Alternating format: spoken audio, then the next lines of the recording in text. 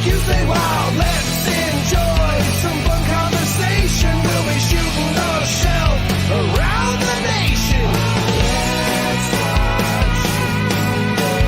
Let's start shooting the shelf.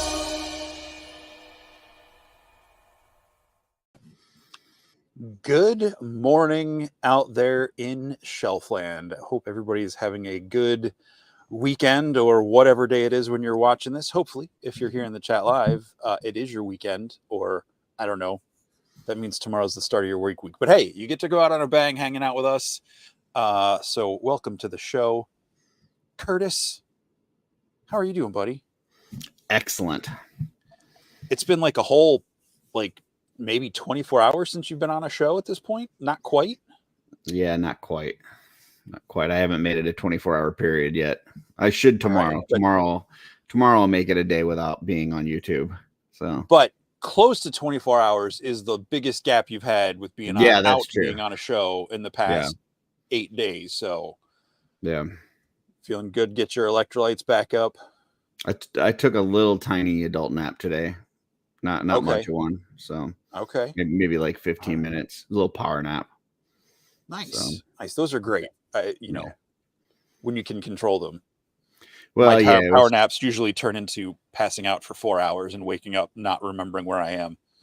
Yeah, I kind of did like the nap roulette. I was hoping that I would wake up in time for the show, and I did. So it worked out. That wasn't my text saying I'd be a few minutes late, was it? No. No, Darla actually woke me up. So nice. Well, excellent. There's some folks in the chat. There are. You want me to shout them out? Or you want to get them out? You do a couple, I'll do a couple. Okay. We got Dave Orkin out there, Wholesome Warlock. We got Kent Pool Collects, love that guy. JMax77. We've got Brian Lynn. We've got Stacy Lynn. That's 3 Lyns for those counting. Go ahead, Jesse. No, I was just saying I knew you wanted to get your 3 Lyns. No, yeah, I was just passing the baton though. Oh, right. This is me awkwardly getting the baton, not realizing it was my turn to run. We got a Terrence St. John. We got Joe. We got, you already said that one. I already said that one. Raylan Chisholm, Purple Ray's hanging out there. We got Darla Ackerman, so there's at least 2 Ackermans in the house. Dan is here. Nathan is here. What's up, Nathan? Dub Trace. I am TJ Williams. The H is Andy silent. The Collector. It is. And passing the baton back to you, buddy. We got David Williams out there, Joe Gonzalez. If you got a problem, Joe not gonna solves it because it's not his job to solve your problems. So solve them yourself. Who are you gonna solve? Joe Gonzalez. We got Van Johnson out there. Art is out there, and I think that's it. I think we're good. Oh, got a couple more coming in. Got Thomas Belay and Faust 6. Hey, what's up, everybody? Well, thank you all so much for being here. And for those of you watching or listening to watching, since we're not an audio podcast, thanks for joining in after the fact. We've got an awesome guest on tonight. I'm not sure. I mean, I don't know what I was going to say there. I am having a fart in the brain. Well, I could say something about our guest. Yes, yes, please do. He's one of these guys that like comes in the community and he's kind of like newer, and you're like, he comes in, he's doing like this great work, and he's sculpting and he's printing and he's painting and he's doing all this cool stuff, and you just want to not like him. It's like where's this guy come from? All of a sudden he's like good at everything, like he's the next Emil Wickman or something. And you just want to not like him. And then you talk to the guy and it's like, he's so freaking nice that then you're mad that you can't not like him. So yeah. So that's where I'm at tonight, I'm bringing on a guest that I want to not like, but he doesn't even let me not like him. He's that good. So, yeah. Speaking of people that we want to like and do like, we got Geisegway Echevarria in the chat. I know that's not as good as everyone else's. Yeah, we really got to record Kent's and play it. That's my favorite. Kent, send us a video of you doing Geisegway or Edgeways, as you say it, name, and we'll play it each time. Brain fart. I didn't shart my brain. Like, it oh did no, not that come would tumbling out. Yeah, you didn't quite go that far. I mean, it happens. It just didn't happen yet. Yeah. Let's bring out the nice guy. What do you think? Yes, do let's. Ladies and gentlemen, Dirks rounds Designs. of applause in the digital form. Dirks Designs. Hey, everyone. Welcome to the show, you little trash panda. Yeah. Very nice. Ooh, nice. It's the Trastronaut. Beautiful. Nice. Yeah. That's awesome. So, is that noises? Where did that come from? The Trastronaut. Is that something you made? No, wife made it. Okay, but I mean, it's not like a thing that existed outside, and it's just very. It's not like. Maybe. Okay. Okay. She's pretty witty, so. Okay. Take it at face I mean, value, like so. Dirk's Designs didn't come from the Trastronaut shirt, is what I'm saying. No. Okay. No, she did the design and had this printed up before I went to IshCon. So gotcha. What's the correlation for those that are maybe meeting you for the first time between you and raccoons? Growing up, we were always like the dumping grounds for injured animals. Like, Sunday morning we go to church and, someone would come up to mom and be like, I got a box full of baby bunnies. We hit a couple with a lawnmower, like here, This started off. So my mom was always just like, taking everything in, and we would get raccoons every once in a while, and they're just fascinating. So are you nurse them back to health, add some cybernetic parts, that kind of thing? Yeah. Are you the place Eric Miller's taking his raccoons to? I wish. Okay. I wish, but I imagine he's taking them to some nice meadow with a creek and all the trash and eat. Yeah. So. Okay. Yeah. Nice. And then he's telling them about the rabbits again. The Petro rabbits. All right. Well, at the beginning of the show, we do a little thing called shelf selections, where Jesse and I pick out 4 photos. Oh, wait a minute. It's not 4 photos anymore. Yes. Because something has changed. The shackles are off. We are not now ruled by Instagram anymore. They don't control our YouTube channel. Jesse, tell the folks what happened. Well, no, they never controlled our YouTube channel. They just strongly suggested via me the amount of shelf selections we picked, because I didn't like making 2 posts about the show on a Monday or Wednesday or Saturday night before the next week came around, and I forgot to do it. But now Instagram has allowed, I don't know if it's, I'm assuming it's everybody's account, because I don't think there's anything special about my account, that is now upped that photo dump feature to 20 photos. So I've told Curtis he can't pick 16 and only leave me with 4. And he's like, I'm going to take as many as I can. So we might be having a few more shelf selections, which, at the end of the day, we just want to help you all find more cool stuff to look at on Instagram instead of fake AI stuff.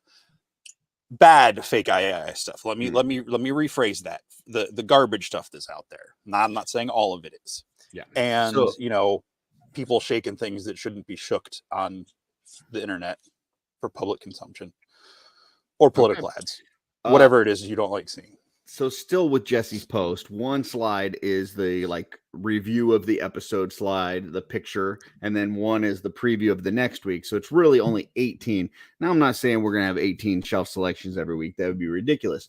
What I'm going to still shoot for 4, But now if I get those extra 2, 3, whatever that are cool, I don't have to, you know, scrap them. They can make it in. So that being said, here we go. Yes.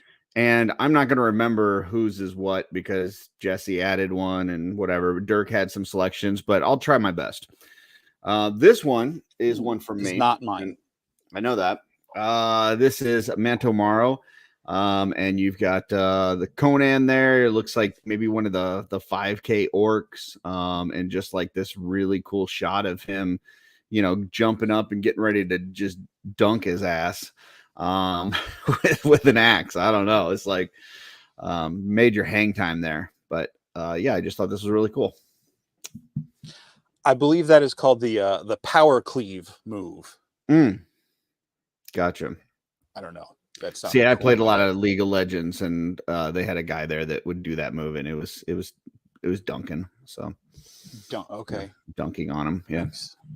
And now I want some donuts. This is a really cool shot. At first, I thought I pulled up the slideshow to add my secret one, not secret one, but my bonus one that I didn't want to bother Curtis with, and because I knew he had already made them. And add the update one, and I was like, is that a comic book cover? And I was like, nope, that's just a really awesome photo. And I was like, I'm not gonna linger looking at it because I'll see it tonight. Yeah, this is a great shot, great poses. Like we say all the time on these, it's telling a story, and I want to know more. Yep. Yeah, definitely. Dirk, anything on this one? Kind of what Jesse said, like, looks like it's like a comic book cover or something. I was thinking even like an advertisement for the Conan video game that came out years ago. It's very seamless. Yeah, it looks awesome. It's cool. I don't know what's going on at the bottom there. I don't know if that's like a fire pit or something. I don't know. It's cool though. Yeah. All right. Next one, I believe is, I don't know, Jesse's. Mine. Yes. This is Darth Dondada on Instagram. You know, I know there's a huge love for the G.I. Joe classifieds out there. I also appreciate that. I really dig this Scarlet figure. I recently got a second one a couple months ago so I could open it because I wanted to have one on card. And this this pose is great, you know, with her like in the midst of all the Cobra troops, the rockets firing off in the background. I think it's just, again, it's showing people having fun with their toys, you know, and it makes me feel like when I was a kid playing with toys, this is what I was seeing in my head amongst my like cardboard dioramas and styrofoam packaging and stuff, you know, so this is very cool. I'm absolutely shocked that you like Scarlet. Just FYI. Yeah. I'm not. Anyway, yeah, this is cool. I like it. You know, little jungle theme. I'm not sure whether that's a screen in the background or if that's actual like practical trees and stuff that they've got there. I like the greenery up front. Looks like maybe it's from like an aquarium or something. And then the little blood on the back of the guy that she just oh my shot. gosh, I didn't even see that. Yeah. So yeah, that's a little gruesome, but yeah, it's cool. I like it. Dirk? I actually really like that. I didn't really notice that part of it because it's like, man, she's ice cold. She's just like sniping him in the back. That's what I noticed. Yeah, I was just like, wow, she is brutal. Like, won't even let this guy get away. Yeah, I mean, she's surrounded by Cobra too. It's not like I don't know. I don't know how she's going to get out of that situation, but well, isn't one of her roles like infiltration or something like that? Okay, I don't remember. Maybe I don't know. Espionage. I collect toys. I don't know. I don't listen to hip hop. So, this is one of Dirk's. There we go. Yeah, this is one that just kind of popped up. I actually wasn't following Figure 4 photos at the time. Just something about this one really caught my eye, and it has a behind the scenes. But I guess he kit bashed two different Mico Batmans to give it that look, and it just really has that kind of classic, 25-cent comic book look to it. This has that like old timey gangster vibe from that that new Batman series that's out right now. It kind of feels like that. I like it. It's cool. Jesse? Yeah, this is I like the brick. I like the little smoke effect. I think this is really fun. Like it gives vibes of the 80s Batman, but like you said, Curtis, in kind of that like 20s, 30s gangster mobster vibe. Really, really sorry, I got distracted by a comment. It's a really cool shot. I love the height differential between the two. Like he's not like at eye level, he's actually up there. And this is figure 4 photos on Instagram. Trying to figure out where the car's from because it looks like it's pretty close to scale. It wasn't like a forced perspective or anything. It's a decent size. I'm not sure where it's from though, but it's pretty cool. Yeah, it's a nice looking car. I mean, it doesn't. I pulled up the thing. It does not. I see the full car, but it doesn't say what it's from. But it's cool. Yeah, it'd be good with the Dick Tracy Mezcos that just came out. Yeah, for sure. Every time I see a car, I don't think it's the same car because I don't know cars that well. But when I see like that slick round look, it makes me think of was it Last Crusade? When they're like Rolls Royce Phantom 2, and he's like showing them the stuff in the car. Maybe that's probably a different movie. I don't know. It makes me think of that scene, just not the right movie. Okay, beautiful. Next one is one of mine. This is from a good friend of ours, Nate Strong. It's a Batman picture. Surprise. On Instagram. And he has this cool light in the background that says "Go Ham," which is really cool. I mean, I'm a big ham fan. A turkey is I prefer, but ham's good too. So yeah, the "Go Ham" really caught my eye, and the Batman's cool in front of it as well. So really, I just thought this was a nice deli sign. I was pretty impressed by it. Jesse? You always got to go ham. Yeah, for sure. John Ham, if possible. St. Louis boy. But yeah. No, this is great. It's the Reeves Batman, right? The Robert Pattinson. Yeah. I really like that movie. So this is a really cool shot. The color, like that neon pink, where it's probably like an orange sign, but like just that fade gives it that pinkish look when you're a lot closer. And yeah, this is really cool. I mean, Nate always does awesome stuff. Thomas got it right. Nate is quite the up and comer for sure. Yes. And it looks like TSJ got me on. It's League of Extraordinary Gentlemen, which I apologize for confusing that movie with Indiana Jones. Sean Connery is in both of them, so we'll can give I you at least go with that? We'll give you a pass. Yeah. And I don't have a problem with Batman. I'm just saying I'm surprised Curtis picked a Batman photo. I like a good Batman. But it really was the deli sign. Dirk, what do you think about ham? Love it. Yeah. Yeah, big ham guy. Yeah. What about this photo? I like it. I like it a lot. It kind of gives me the feeling that, Batman's actually doing some grocery shopping for once and not leaving it up to Alfred, Yeah, like he he's just placed his order at the deli and he's walking away. Yeah. Gonna come back. He's gonna do some other shopping and then come back and pick up his like meat. Hidden in his cape. He's got a, pound of ham in there or something. I don't know. Yeah, I mean, Batman's got to eat too. So yeah. Oh yeah. All right. Next one is one of Jesse's. Okay. All right. I'm not crazy. Thank you, TJ Williams. The other TJ got me out of that situation. With the H being silent for sure. Yep.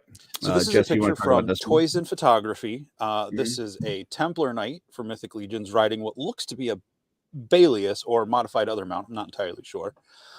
Through a wheat field. I absolutely love this shot. You got the moon really like kind of faded out in the background and the clouds. This just feels like, is this a shot of a Templar who is sacrificed all and his crossing over into his long rest, or is this about to be an epic battle scene? because he's got his sword out ready to go and like the cape's flaring behind it. I just thought this was really cool, and just that stark contrast of the blackish gray horse with like all the white and gold, and then that red stripe of the cross on his chest. I just thought was really, really cool. Yeah. First off, with the picture, love the whole in the wheat vibe. This looks cool, like the cape and everything that's going on here. As far as that head goes, you know, I'm gonna get on my soapbox here for a second. You know, I don't usually try to tell Four Horsemen what they should do with their line. Obviously, they've been very successful, and you know they've been able to do it without me telling them how. But seriously, where's our heads pack that's just 5 Magnus heads with different color hair? Because I will buy that all day long. Like, just give me 5 Magnus heads, different style, different colors hair, you know, do some dry brushing or whatever, make a gray one, a red one, whatever. I don't care. Give me a bunch of Magnus heads, because that is a winning head and you can put it on anything. And yeah, this looks awesome. So yeah. The Magnum Magnus head pack. There you go. Yeah. Dirk. Yeah, awesome picture. Kind of what Jesse was saying, like whether it's like the afterlife, it kind of gives me that gladiator vibes, like at the end where he's like running his hand through the wheat and stuff, and you can almost like feel the warmth of the, you know, the picture and stuff. It's cool. Jesse, I think you have a super chat there. From Van Johnson, $4.99. When are Dirk, Jesse, and Curtis going to take off their shirts? We came here for that premium content. Purple heart, purple heart, purple heart, purple heart, purple heart, purple heart, purple heart, purple heart, purple heart, purple heart. I lost it again. Purple heart, purple heart. No. All the purple hearts ever. I don't know where you signed up for that premium content. It was not anywhere affiliated with this channel. Here's what I'll say. See, like Wholesome Warlock here in the chat, how his name is in green over on the chat. That means he's a member. And then you see Vans, how his name is in black. That means he's not a member, which means he literally did not pay for the premium content. So sorry, Jordan, we will be PMing you those pics later. So, I mean, Curtis might, Dirk might, I'm certainly not. Jesse showers in flannel, FYI. All right. I'm Next what one they is call one of Dirk's. Never nude. Dirk. I know this one's been making the rounds. I caught it when it was posted just for a couple hours, and was just like first time seeing the head sculpt and everything, and yeah, he killed it. It is awesome. Yeah, I mean, I know a lot of people have been focusing on the head on this, and the head looks great.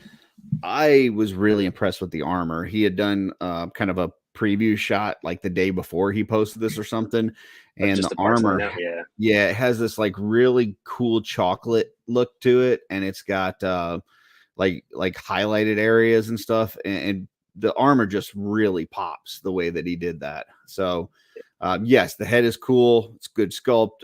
You know, he painted it wonderfully, but that armor, I really love the clean look on things, and that armor is just super fresh and clean. I love it. Yeah. Jesse? I don't know what else to say. When I looked in, I was going to add this today, and then I saw it was in there. I was like, dang it, Curtis got one. But I was like, it's still in there, so it doesn't matter. But it came from Dirk, so, you know, dang it, Dirk got one. No, this was great. I'm glad it's in here. Absolutely. I don't know where. Okay, look, just because you're a premium member, Rob Zamora, for $1.99 super chat doesn't mean we're taking our shirts off. We'll send you. What's your price, Jesse? Yeah. What's your I price? don't have a price for that. Get me completely Everyone out has a of price. debt, and I'll take my shirt off for 5 seconds. Okay. All right. So anyways, this is Anything Posable on Instagram. Noah Pratt on the Facebooks did a great job. So next one is mine. I believe this came from WW3. And it's just a really cool freaking photo. You got Batman and Superman there playing games. You got Robin and Batgirl kind of watching and cheering on, and Alfred, he doesn't know what the hell's going on. He's confused. But yeah, it's supposed to be cold. It just, I don't know. It's just a cool photo. A lot of little tidbits in here that you can catch the more you look at it. I like it. Jesse? I know this is going to be really stupid.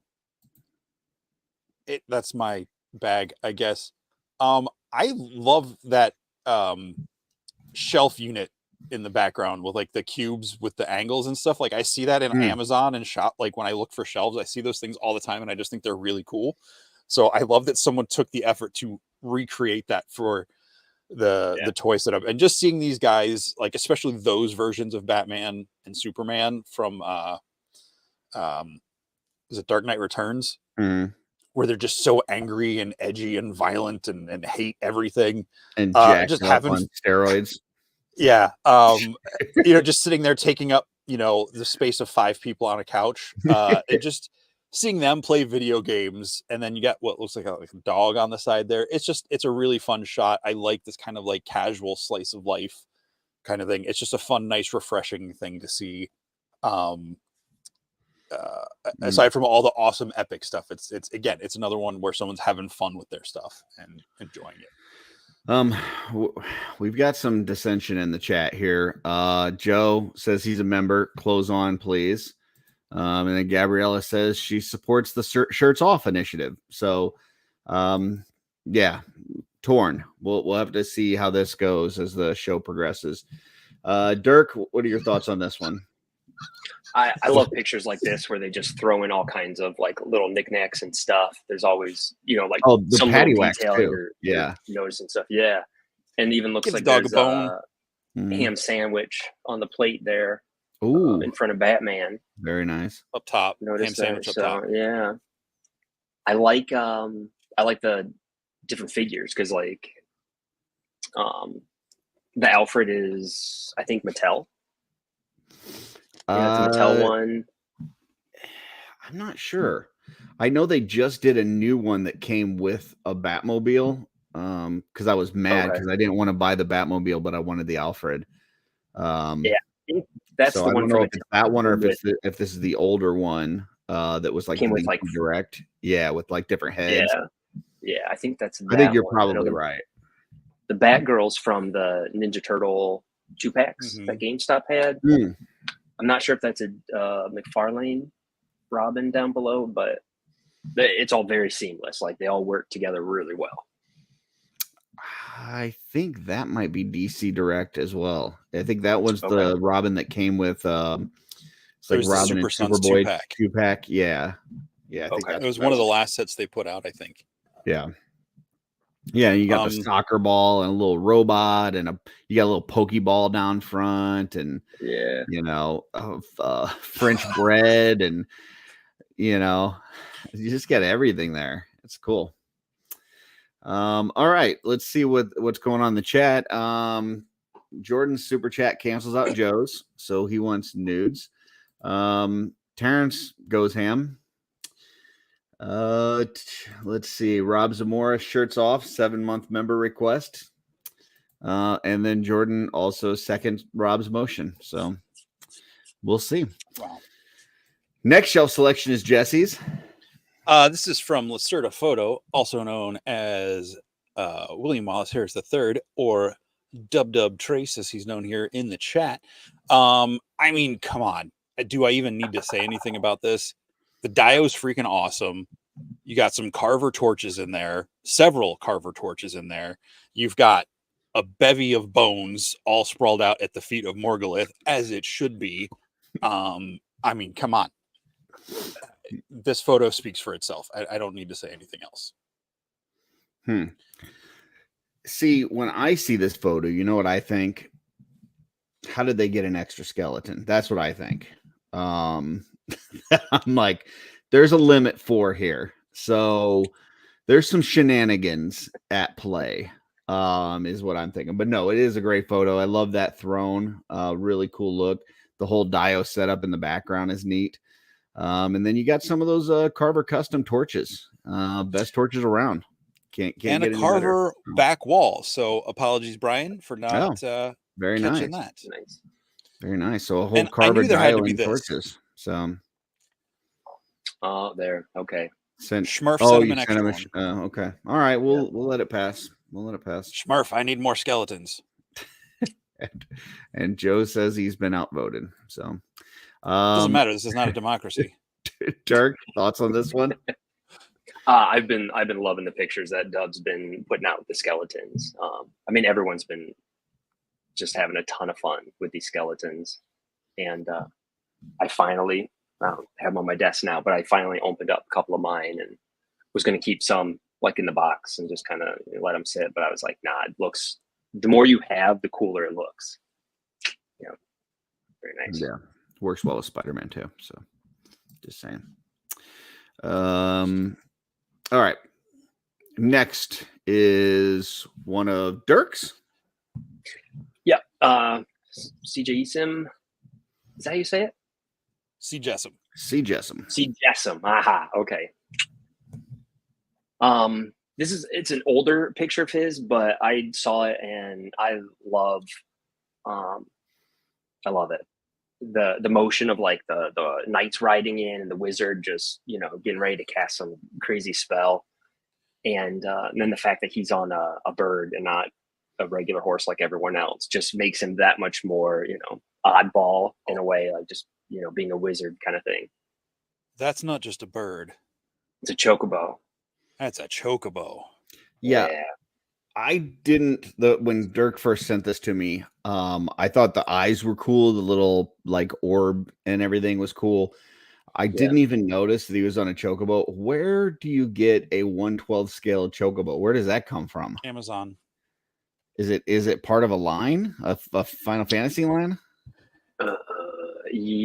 I was watching one for years and it never got down to a price I felt like paying for it or having the money at the time. But there was a set. It was a 2-pack of the bird with a figure. Yep. But was it like a whole line from that video game, or is it just one thing that they put out? That I can't answer for you. Okay. I think they did a couple, but they were covering multiple Final Fantasies, Gotcha. It wasn't necessarily like a wave of one game.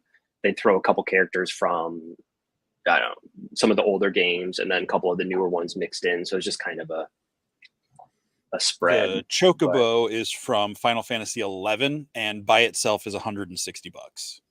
Yeah. Which is kind of impressive because I don't think it's gone up much since I started looking at it a couple of years ago. So yeah, I think it even retailed fairly high anyways. I think 120, 130. Yeah. That's what I'm saying. It just wasn't one I was willing to pull the trigger on, but it looks really cool. I imagine more and more companies are coming out with like the wolves, like D20, the wolves, the boars, the griffins.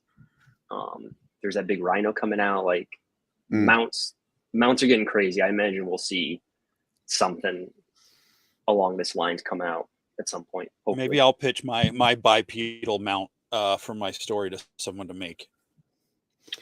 Guaisagway says, here for the shirts off. Make it happen, Jesse.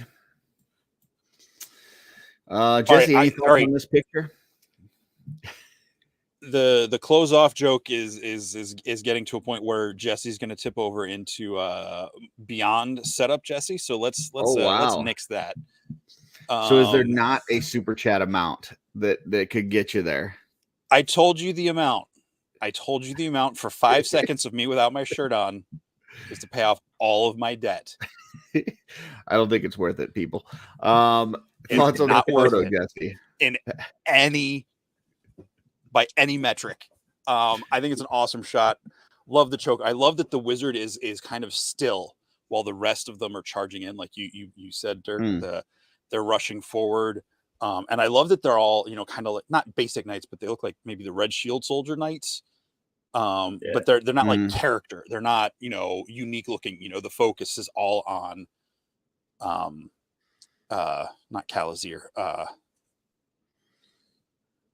one Samir. guy. And the Yeah. Chocobo, and the little magic, like how they lit up his power effect, and the sphere in his hand and his eyes and stuff.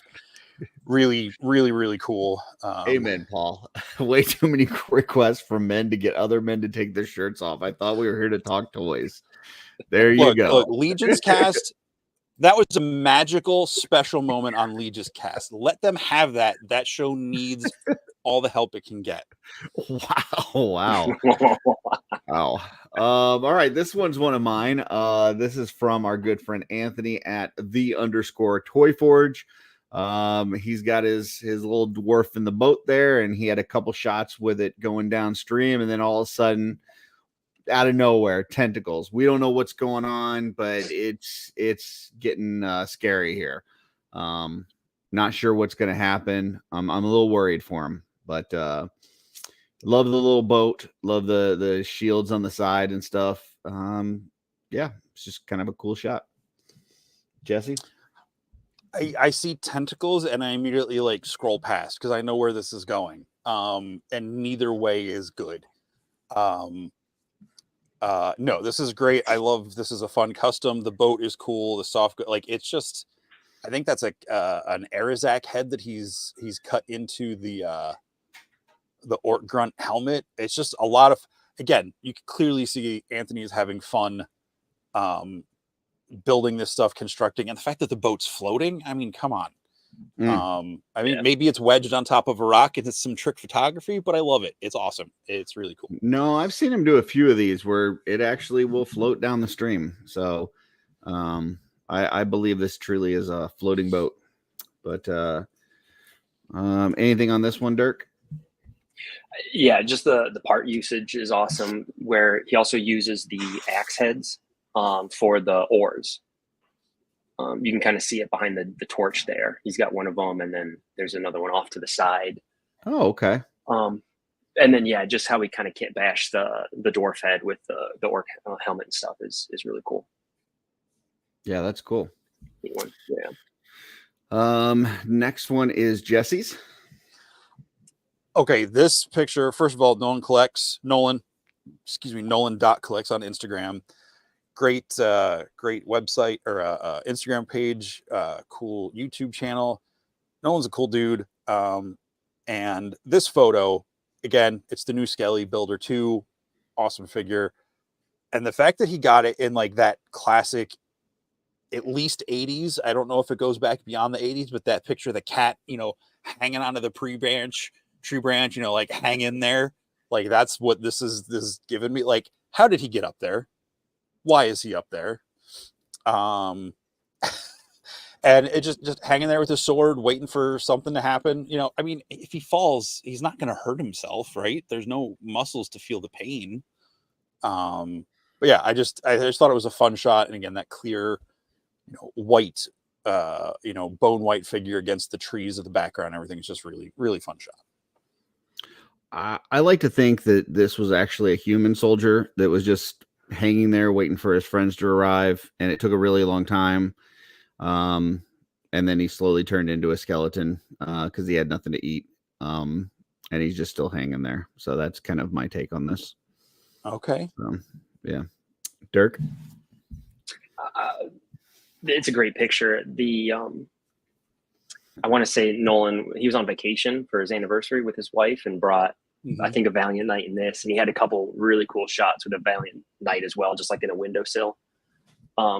Just all simple pictures, but really cool. And that's a fun thing when people can, go on a trip, go on a vacation or something and bring figures with them. Some people, maybe their spouse wouldn't let them do that or whatever. And that kind of sucks, but it's nice when people can kind of, do that and take figures with them and take some shots while they're out. I like that. Can we go real quick? Can we go back to the C. Jessen one real quick? Sure. So I meant to say this. So C. Jessen, he's the guy that makes the soft good prototypes for Mythic Legion. So seeing him playing with the final product in photographing or photography is just really cool. Yeah, that's it. For anyone who didn't. Delayed reaction.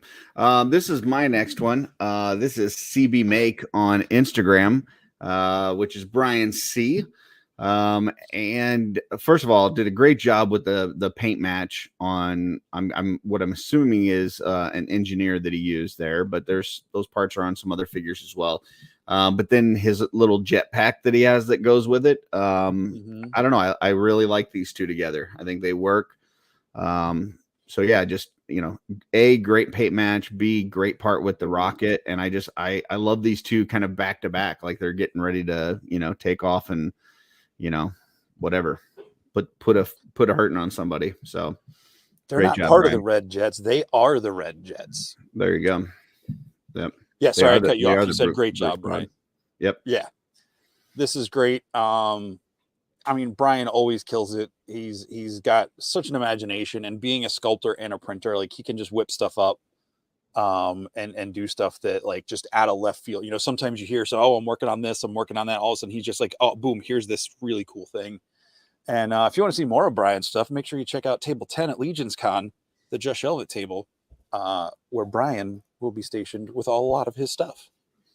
Just don't show up there during setup. Jesse will yell at you. Well, you shouldn't be in there during setup. Dirk, thoughts on this one? I love it. And like what Jordan was saying in the chat there, just that he said Brian C, he always goes hard. He thinks different. He does. The stuff that he puts out, every time I see his name and stuff, I'm just like, this is going to be cool. Like, it's going to be unique. It's going to be cool. Just tons of talent there. Yeah, I need to get me a couple of those jetpacks. Yeah. Next one. Oh, well, look at that. It's also mine. This is more Batman. Trini action figure photos. This is Varg versus Blade. Not a fight that I'd expect that I would see, but I'm here for it. And yeah, I just think it's super cool. So that's not Varg, that's Deacon Frost transformed. It could be, but he's not a giant bubble blow up monster. He's just a little guy. Jesse, thoughts on this one? No, this is great. It's, again, I see, this is the thing. I don't think about photographing guys across lines, and then I see people do it, and I'm like, oh my gosh, that's so right there. I've walked into trees. Okay, let's just say I miss things that are obvious but impressive. Okay, is what I'm trying to say. This is a really cool shot. It's very dynamic. Blades, like the scream, the pose. Again, telling a story with the photography, and that's what I love to see. Yeah, Dirk. Yeah, I think with Varg specifically, the way he has the wings posed and stuff, like it really looks like he's in flight, and that he's kind of like diving down on him. It's not just like they're open or closed or anything. Like just the angle that he took it at really gives that kind of dive bomb look that he's coming in hard on Blade there. Yeah, I will say though, I prefer my Varg without wings. Or maybe like the smaller Malphar wings, but yeah, I don't like them with the big wings. Next one. Look at that. It's another one of mine. This is at 16_shooter. He's a newer photographer to toys. Does a pretty good job. He's got some lighting things that he's working on. And yeah, this shot, I think this is the new Frazetta girl figure. And did a good job. I like the running pose, kind of running across these rocks, and then the lights coming through, the green lighting. I don't know, maybe kind of overcorrecting from some other pictures that have blue lighting, but it's still really good. I enjoy this. I think it's a good shot. Jesse, again, Trevor freaking killed this. If this isn't in his fantasy calendar for this year or next year, like the next one, I don't know when he has to go into print for them for this year, but it should be. This is a great shot. Great pose for a figure that's not even in hand yet for everybody. I think it looks really cool. And again, telling a story. It's just one guy, but the running, the different lights, the cloud, the effects, you can almost hear the the music and the battle cry and the sound of battle of whatever he's racing towards. So yeah, amazing shot. That's what I was thinking too. Like I want to see like what's on the other end kind of thing. Like this picture makes me want more of the story that he's telling kind of thing. Yeah, see, I kind of the opposite, Curtis, where I was thinking it could use more blue.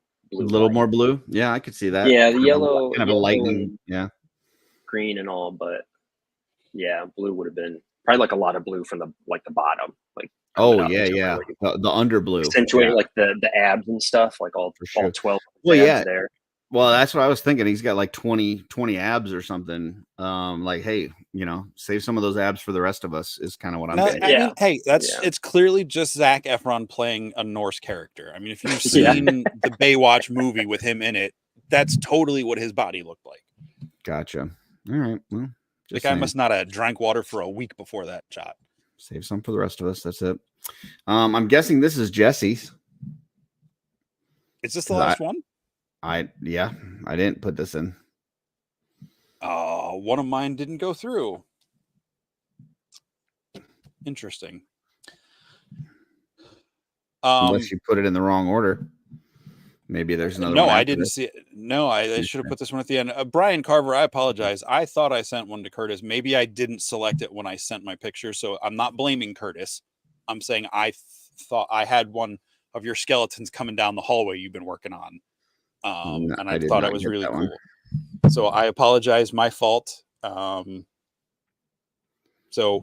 Carver Customs, that was in my picks to send. So apologies. This is from Mythic Bits, Chris Ferrone. I don't know where most of the head and hair, I'm assuming that's a Thrace head with someone else's hair. I don't know. But I love that combo. Of course, badass redhead chick with a battle axe is going to get my attention, but I liked the way they mixed the battle axe with the new weapons pack staff, the magic staff. Just the combo of parts, just a really cool looking character. And he had a cool little story to go with her too. So go check out the Mythic Bits page for more about this one. Does he? Do you remember if he says where that hair comes from, or did you look? I think I just figured it out. Okay. And do you want to tell us, or? Oh, yep, that would be it. Oh, yeah. That would be it. He took it from She-Hulk because it's nice. I like it red. I think it's cool. Yeah. I'm trying not to just ask people when I see a cool picture, where's that part from? I used to do that a lot, and I'm trying not to be that guy anymore unless I strike up a conversation about it with them. So I didn't, and I was just going to live with not knowing what it was. But I'm now sitting at my computer, and my She-Hulk is sitting right here. So, yeah, he did a great job. I like the color that he got on there. I have to find another one of those. It works well with her. So yeah, that's beautiful hair. So the fact that it fits, I'm pretty sure that's the Thrace head underneath there. Yeah, it looks like it. I'm not 100% sure, but anyway, awesome custom, awesome work. And again, I really like the axe too. That bigger handle on that battle axe is really cool. Yeah. Anything else on this, Dirk? I think you guys covered it. Yeah, awesome part usage. Yeah, looks cool. Well, there we go. That was only 15 shelf selections. That's it. So not too bad. Hold on. Okay. Before we continue, we have a giveaway tonight. So let's I'm gonna pull this up.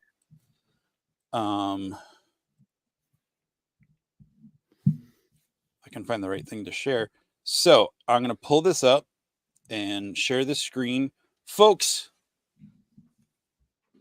on behalf of Curtis's generosity and my transportation, now I am going to say, to be completely transparent, this was unpackaged for transport.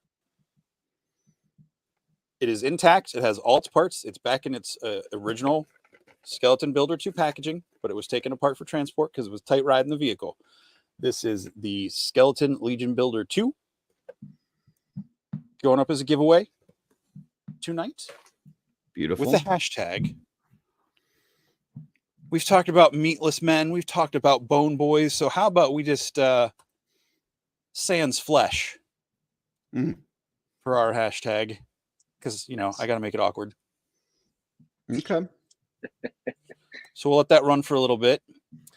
And Dirk, I'm sorry we're delaying you for one other thing because I did forget to add you're fine. one other thing to the slideshow. So give me a second here. You may have won, Kent. I don't know. I don't know the rules of the giveaway. So, Ken, you're always a winner in my book. Just in daily life, not necessarily of the giveaway. Okay. We have a special presentation. Woo! Curse has no idea what this is, but he will I momentarily. have no clue. I know in honor I see that it's purple though. In honor of Code Lavender's epic gauntlet run and my distraction and inability to focus last week, I did not send him a very important shelf selection for last week. And I know this is one he's going to be like, I've seen this. I'm done talking about it. But I mean, come on, man. I know you had a really great convo, and I want people to go listen to the Euro Legions where you did a full breakdown and talk about that. That was Euro Legions, right? Yep. So go listen to that. It's a fun episode, period. But go listen to that. Curtis gets all the details on here. But I would have felt remiss if I let another week go by without bringing up this Oliphant with the driver and archer that Curtis spent the last 2 months of his life working on. So Curtis, I don't think you're going to have to worry about taking this home from Legions Con. I would be shocked if someone does not buy this from your table the first day. We will see. It's one of those where I really enjoyed it. You know, doing the research on it, a lot of the free-handed paint on, you know, both the Oliphant and the driver as well, like on his face. It was a lot of fun. It was very stressful, and by the end, I was just kind of like the gauntlet, ready to be done with it. But yeah, thank you very much. Appreciate you pulling it up, and we'll see. It'll definitely be coming to Legions Con, and we'll see if it goes home with me or somebody else. So I didn't want to say this to you in the chat when you were sending me pictures, because Curtis shared stuff with me as he was working on it, and I'm special, you're not.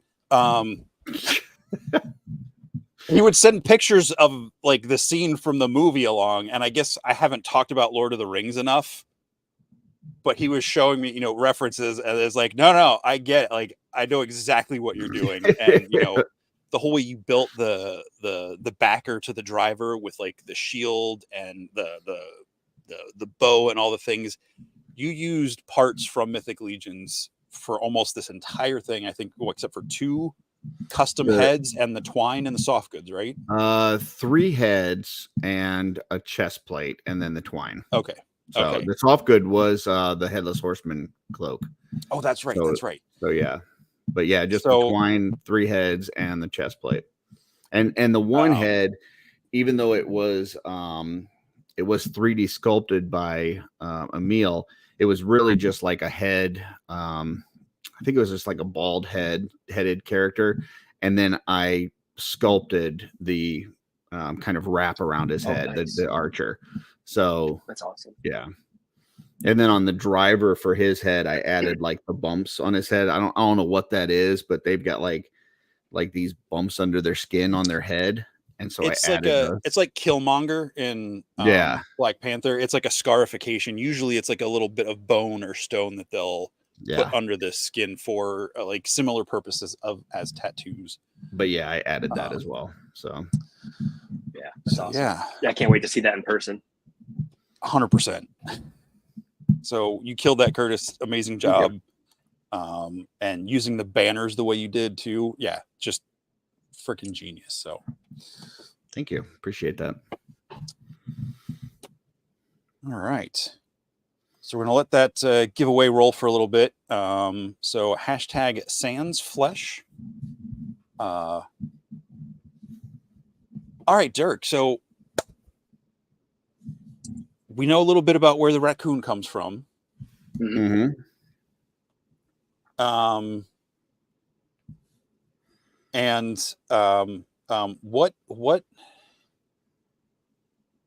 got you? Did you start customizing with Legions? And I think the first time I really clocked you was when you were doing the Hagnon rainbow cut, like the.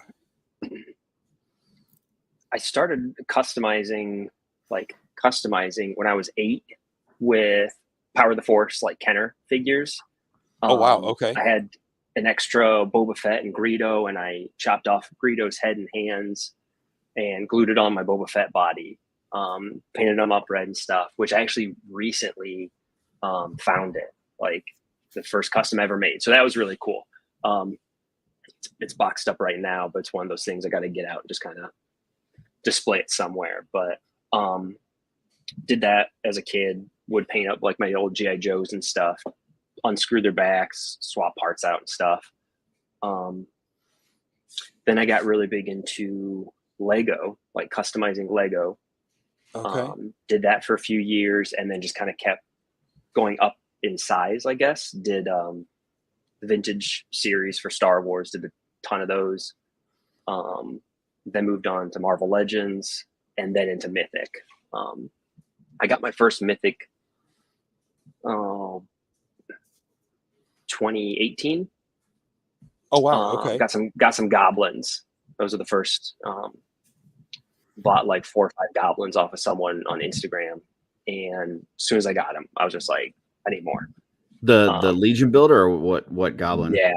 Yeah, just a Legion builder. But it was just like this blank slate, that I could do whatever with them, and it was really cool. I remember seeing the Kickstarter back when it started, but I don't remember what was going on at the time. But I was just like, I can't do it. So that was a bit of a bummer, but I've known of Mythic Legions for a while. But yeah, so I've just been customizing kind of on and off for almost 30 years, I guess. That's awesome. So this is a good question, because I too customize Lego, and by customize Lego I mean like I rip their arms off and swap torsos, that sort of thing. Juan's asking, how do you customize Lego? I'm assuming there's more to it than that, but I'll let you explain what you mean. I got real big into Adobe Illustrator and coming up with like my own decals. And then I would print designs out on decal paper and stuff and would do that. And actually started getting into dyeing plastic using the same stuff I use for Hagnon with Lego. Oh, wow. Okay. I could dye stormtroopers, red and yellow and purple and like all kinds of colors and stuff. Slap custom decals on them. The big thing I customized was the big figs, like the Hulk.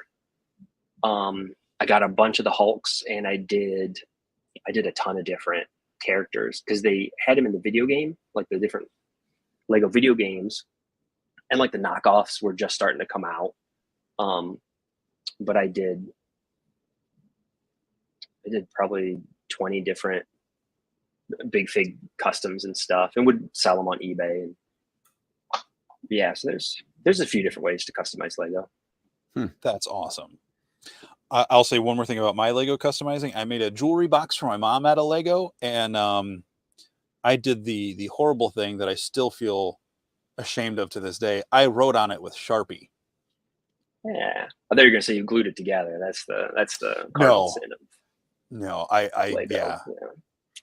They were probably half my brother's Legos that I just kind of inherited from him. So, but anyway, that's really cool. Like I was wondering if you were getting into like the decals or that side of it. That's I can't imagine creating your own, let alone creating your own and putting them on. Like I had such a hard time as a kid putting stickers on anything, because I feel like my thumbs or my fingers all feel like thumbs when I'm trying to use a sticker. Yeah. It's like, oh, I got it. Nope. It's like halfway crooked. Like I think my He-Man Castle Grayskull flag was like this, like, how you were supposed to fold it around the pole. It didn't line up. I've just never been good with stickers. So that's really impressive. Was it more like water slide decals or like actual stickers? Yeah. Okay. Some I did in sticker. It depends. if it needed like a mainly white background to like print correctly, I would do it on sticker paper. But I didn't make a ton of decals because the process was kind of annoying, because you'd have to print it and then you'd have to clear coat it, and if it wasn't fully sealed, you know, a little drop of water would just wash the ink away and stuff. So there was a lot of frustration. But back when Flickr on Yahoo was cool, I posted all my designs on there and stuff. So it was more so seeing other people like use those designs to make little customs and stuff. It was cool.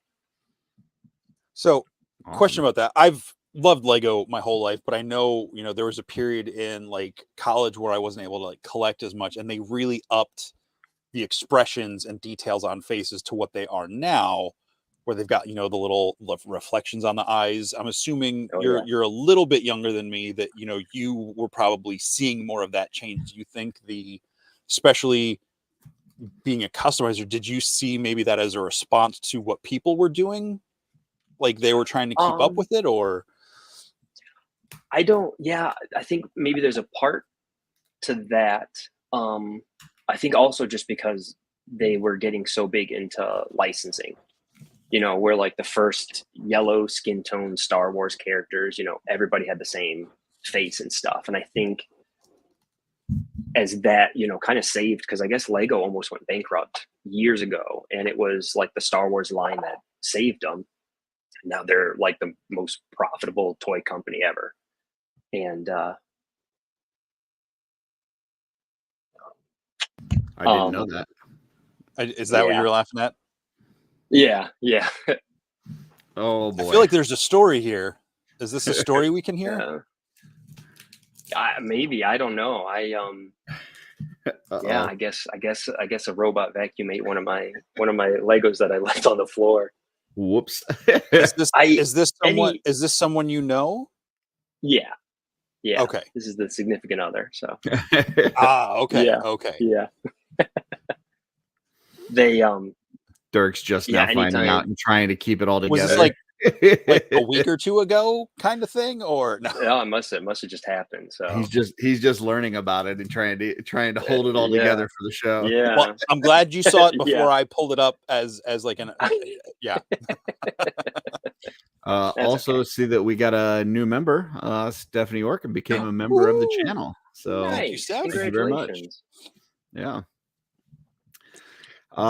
So tell us about getting into some of this other stuff besides just the painting, like the sculpting and things like that. Like how does that start? I was going to be an art major. That's always where, you know, my passion was and stuff. So having a little bit of a background with traditional sculpting and this and that, and going from like an idea concept to being able to make it, used to do like a lot of pottery and stuff. So I think that just transitioned, you know, if there was a Star Wars figure that they didn't have an alien head that I really wanted, I'd bust out the green stuff and sculpt it up, and then I would make a mold of it so I could cast it, and then I would sculpt onto that one so I could have multiples, and then give them away to people and stuff. But art school didn't pan out, so I guess this is my outlet for that creativity, I guess. Awesome, man. Look at that. Like, as for me as a kid, like I just like, oh, I guess I'm just never gonna have this thing. I would just use my imagination, and like there it is. You're like, no, I want this physical thing. I'm going to make it. Not only did you make it for yourself, you were like, I'm going to give it to other people too, because why not? Like, that's awesome. Well, this is also in my like mid-20s that I was doing more of the sculpting and stuff. So yeah. Kid like me was probably messing around with like Play-Doh and stuff, but looks like the plot thickens. Bet he'll think twice about leaving things on the floor now. Probably not. Probably not. We'll be starting a new show called Solving Our Problems Through YouTube. Look for it next week. No. That's really cool. I mean, still doing stuff like that in your 20s. Like I was, I was buying toys and movie posters, but like I wasn't making anything, maybe doodles here and there, but that's really cool. Yeah. Yeah, I mean, I had done a little bit of painting before Mythic Legions, but never customizing and stuff. Like, that's not, like you said, creating something that doesn't exist is not something I would have even thought of. So it wasn't, if it wasn't for this community. So yeah, that's kind of neat that you've, had that bug in you for a while. Yeah. And it helps pay for the hobby. That's kind of the biggest plus side. I get that therapeutic, creative outlet and stuff, and then I can share it with people and turn around and buy more stuff. So gotcha. So awesome. Talk to us a little bit about Dirks Designs and what you're doing. So Dirks Designs, the idea's been around for a while. On Instagram, it's been like my Instagram for years now. And kind of Joseph with Dorflord came to me and was asking questions about 3D printing and painting and all this other stuff. And we talked for a while and kind of made a partnership. And he was getting all these, designs commissioned and stuff. And I was starting out with ZBrush and was like, I'll open up a store and we'll let it run, see how it goes. It's been great. It's been going really well. So for people that may not know, like how do they see what you have available, your library of parts, and how do they purchase from you? Like, how do they go about doing that? Dirks Designs and Customs.com is the website. There's like, kind of like a little about section. It's like a regular website, and then it has a shop attached to it. Here we go. So you can kind of see specifically like Dirks Design. So some of the designs I've done, and then other ones that Dorflord has. So some What's of the newer most popular pieces? Actually, the Logram head up at the top brought a bunch of those to IshCon and sold a ton of them. Gotcha. That specifically, that head, like with the cigar and everything. I like for it. sure. Sorry, go ahead. I love the design because it looks like Wolverine kind of thing, but also would be a great bar brawler. It's very versatile. Yeah. That set, the George and Chris set from Legions Con, where they showed the picture of that like dwarf brawler thing. You know what I'm talking about? That head I think would be perfect on that. Like put that with that like bare knuckle dwarf. Heck yeah. Yeah, that would be awesome. Awesome. As I was sure Curtis was going to pick it, so apologies to David Williams. I thought your Logram custom that you posted the other day was going to be in here. I missed it. Sorry.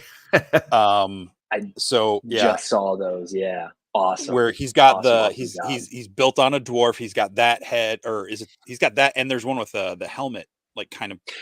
Or if you something, right? The way the website's set up, like if you click back on it, there's a tab for like a variant. Oh, that's right. So it's a helmet or no helmet kind of thing. So okay. Most every design has a variation to it. But yeah, so he did both the unhelmeted and helmeted head in the classic like orange and brown colors. Yeah, looks so good. And I love, like, this is a thing, like, because we know as 3D customizers and within the Mythic Legions realm, they really want people to stay away from IP infringement as much as possible. And I think this one is a great, like, you get all the vibe you need to of Logan without it looking like Hugh Jackman or something directly out of a comic book. Like, this is a really killer, and it can also totally be its own thing. Like you said, putting it on the George tribute, Curtis. Oh yeah. Kent says, I'm happy to be part of the Dirk Design team. Yeah, he was awesome at IshCon. Anytime I needed to get away from the table for a little bit, do this, do that, he was right there, ready to help out. So he's a good dude. He's a raccoon at heart. Yep. We got a $2 super chat from Eddie. Hey. Says, hola amigos, awesome sculpts. You are all amazing. Thank you very much. Thank you, Eddie. Awesome show today. Check out Latin Legions if you haven't. They did a fun show today. They were doing some X-Men trivia, which was really fun.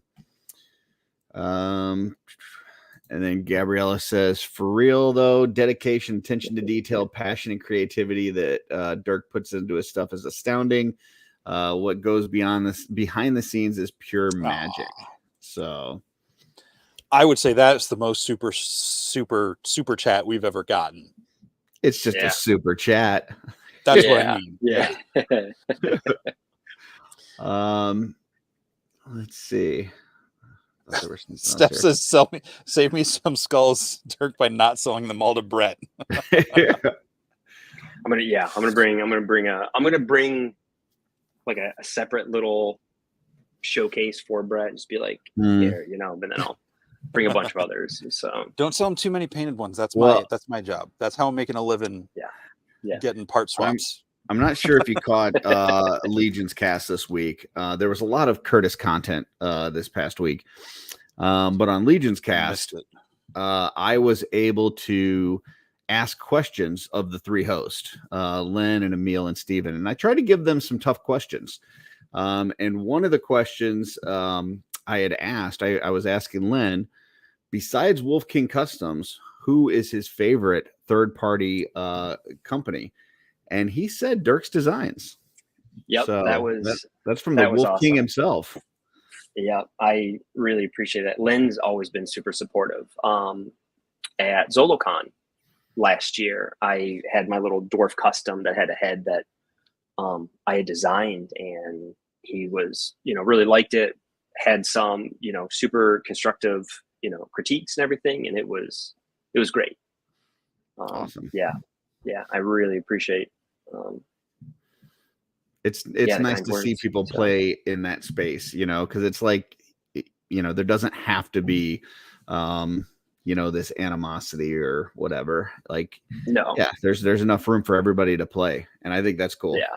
So, and I remember last year with kind of prepping stuff for Legion's Con, everyone was kind of killing each other with kindness, where it was like, oh, like I'm focusing on this kind of thing. And so other people are like, oh, okay, like I won't paint as many or do as many or do this, do that kind of thing. Nobody wants to step on toes. And it's nice. So now at Legion's Con, you're in that, like the House Seal Island, right? That I'm calling it. I'm not. Oh, you're not? No, okay. No. First Alliance. No. I'm back where I was last year, table 54. Which is? I'm next to Noble Bear on one side, Paul's Customs on the other. Oh, okay. I got across from Kingpin Customs. Okay. So yeah, that'll be a sharp corner too, because a lot of talent right there. So yeah, because Blaze Bear will be at that Noble Bear table as well. So yep. Nice. Awesome. Sweet. Craig says Dirk is an awesome guy. Got to hang out during IshCon. So yeah, IshCon was a ton of fun. Kind of whet the appetite for Legion's Con though. Where it's just like you want more. Yeah, I wish I could have been there, but one thing that I heard from a lot of people was that your Hagnons really stole the show. So yeah, tell us a little bit about that project. I want to say Colin did the like April Fool's picture of all the Hagnons, and I don't remember like at the time if I knew it was April Fool's or what, if it was just over my head kind of thing, and was just like, that's so cool looking, like just such a neat presentation, and Hagnons were like 100, anywhere from like 100 to 120. I had one, and I was just like, I can't, shell out $600-700 to buy enough Hagnons to dye them, whether it's going to work or not, kind of thing. Right. So then as soon as the blue Hagnon came out, grabbed a couple extras. I haven't dyed that one other than blue. I'm not sure how it would take other colors, but then they reissued them. I bought a whole bunch of the mysteries, got a bunch of Hagnons, and just went to town, like dyeing them up. Yeah, it was a ton of fun. Super easy. I get a ton of questions about that. A lot of people were sending me their Hagnons, and I was dyeing them and sending them back and stuff. That's awesome. Yeah, it's been fun. So how many did you have on display at IshCon? Like how many different colors? 7. I had the 6 rainbow and then a pink. The pink, I think I just dyed it a little too long because it was just kind of like an off red. You have to really like hold it up to the light and see that it's pink. Gotcha. Big Dub says Hagnons were cool, but the entire Dirk display was incredible, with huge dios and scenes tucked away. So cool. So tell us a little bit about this huge dio. I just wanted something like kind of like a showstopper kind of thing. Cause last year at the table, I just had 2 giant racks of painted heads and a couple little things here and there, some figures and stuff. But seeing everybody else's like setups and stuff, Jesse's setup last year and the year before was always so cool. Like it's just adds a whole new level to the show. And just like, I'm a goblin guy and Joseph's a dwarf guy. And so I wanted to do 2 different mountains where they're kind of facing off. And then had the idea for some of those black shelves to stack them up, put them on the side. So it's kind of like the inside of the mountain. Did some bases and everything. And then did some, had like a table with like a bunch of dwarfs around it, had like the anvil set up and stuff. Yeah, just kind of, I don't know. I guess it was a wild hair where I just went and bought a ton of foam and had a very loose idea in my head of what I wanted it to look like and just threw it together. So is that kind of what you're also bringing to Legions Con, or you got something different planned for that? Okay. Yep, I will. I'm gonna doctor it up a bit more. The goblin side had a lot of like scaffolding and like this little like rickety watchtower and stuff. I'm gonna add a lot more of that. Awesome. And then I'll actually put a lot more goblins and dwarfs out, make it look a little more lively. Big Dub says I wanted to make an offer on the whole display, table and all. The Goblin Mountain will be for sale at Legion Con. Awesome. So I don't have to take it back home. So yeah. Makes a nice floor piece. It's a nice little kind of corner display. So folks, looking at the map here for Legions Con, this is for this year, 2024, November 9th and 10th in the community room, which is the big room. As last year, the vendor room. So this is the entrances up here. These red lines up at the top of the map. And Dirk's table is right down the middle aisle. And you'll make a right. And he is right here, behind Noble Bear. Or right next to Noble Bear behind, I can't tell what that is, but it's a very colorful logo. One of the like retailers. Vendor. Oh, okay. Yeah, they were at the same spot last year. They had a bunch of cool stuff. Yeah, it's a good spot. I've got a lot of awesome talent right next to me, so I'm excited. I mean, listen, there's so many talented artists in that room. It's ridiculous, but yeah, for sure. Good stuff. Awesome. So go ahead, Jesse. I was gonna say, can we you want to run this wheel? Oh yeah, sure. Do we have enough people in there? Yeah, we got 43 out of 53 current viewers, so I think that's good enough time. We'll give you another second here.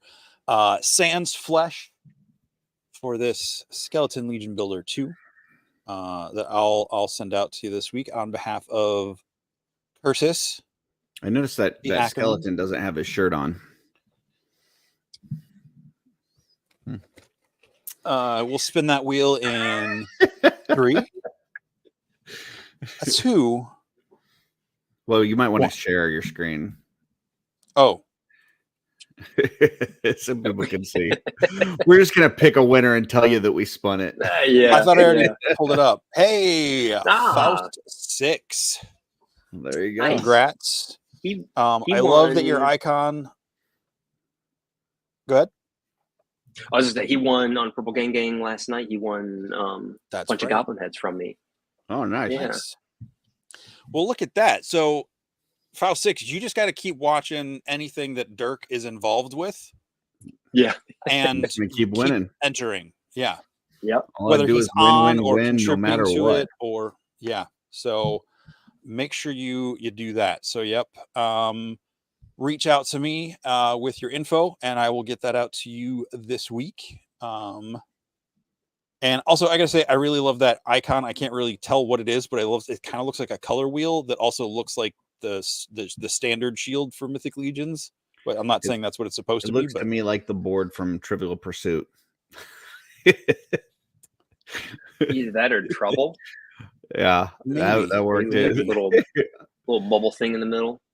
Whatever Faust 6, it if you're is, still in the it's- chat, let us know what the heck your logo is, because no matter what it is, it's cool. Yeah, it's cool. All right. So anything that you got in the works right now that you want to tease for people or let them know as far as what you're bringing to Legion's Con? I've got I'm working on a couple like exclusive goblin heads that I'll have at Legion's Con. There's one I've been talking about for a while now, of a goblin with like a giant like pointed helmet on it, where it's like an arrowhead. And the idea is then that like either a troll or ogre would like throw them. Like they're just these like giant like goblin lawn darts kind of thing, and they just like chuck them. so they're guards. That's yeah. yeah. Darts. Goblin and lawn darts. Okay. Oh my god. There's that one, and then I have a couple other ideas for just some random goblins. One with like stick a dynamite in his mouth, like a demolition type goblin. Nice. And then probably another female goblin. I had her last year at Legion Con. That one was pretty popular. Painted heads, I'll have focus more on my own designs and Joseph's Dwarf Lord. Working on more of those. I do have some leftover the Cosmic Cowboy that I did for IshCon. I've got a variety of different colors that I'm working on. Some flesh tone, some like a little more alien-esque. I'll probably have some of these, but nothing too crazy just yet. So mostly heads, or you're gonna have full customs as well? All full customs. The goal is 20. I'll have about 20 figures. Wow. Okay. I had some that I brought to IshCon but didn't sell them because I wanted to bring them to Legion's Con instead. Okay, goblins, so you some intentionally dwarves. didn't sell them. Yeah, You just had them for okay, cool. Yeah. Real quick, They were Faust out on like the says, display and stuff. easiest way to describe it is an Aztec crop calendar. Okay. So Well. yeah, whatever it is, it's cool. Yeah. We also had a question here from Big Dub. What breed of dog is the dog dad a dad of? Your mug there said dog dad. So I think that's where that's coming from. Yeah. 4 little, 2 Yorkies, a poodle Maltese mix, and then a Shih Tzu Maltese. Oh, calm down. We try not to swear too much on this show. Yeah. lots of little dogs. Okay. Just little guys. Oh man, So Yorkies little are fun. yappers. Yeah. Yeah. My oldest brother, when I was in middle school, he got a Yorkie and he brought it over when it was like a puppy, and it was fall and it's running around the yard and I lost it because it was blending into the leaves on the ground. And I looked down and it was standing directly under where my foot was about to go down. And I would have smushed that thing like a water balloon.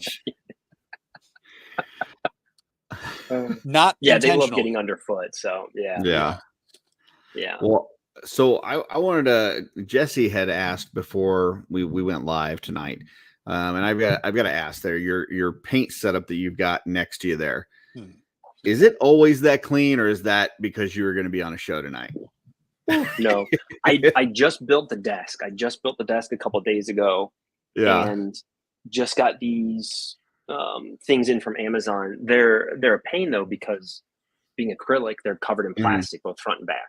Right. It's like 50 pieces, so I got to peel them all and stuff. So no, this is just because I just did it. Gotcha. My work area is normally like very, you haven't very had a chaotic. chance to destroy it yet.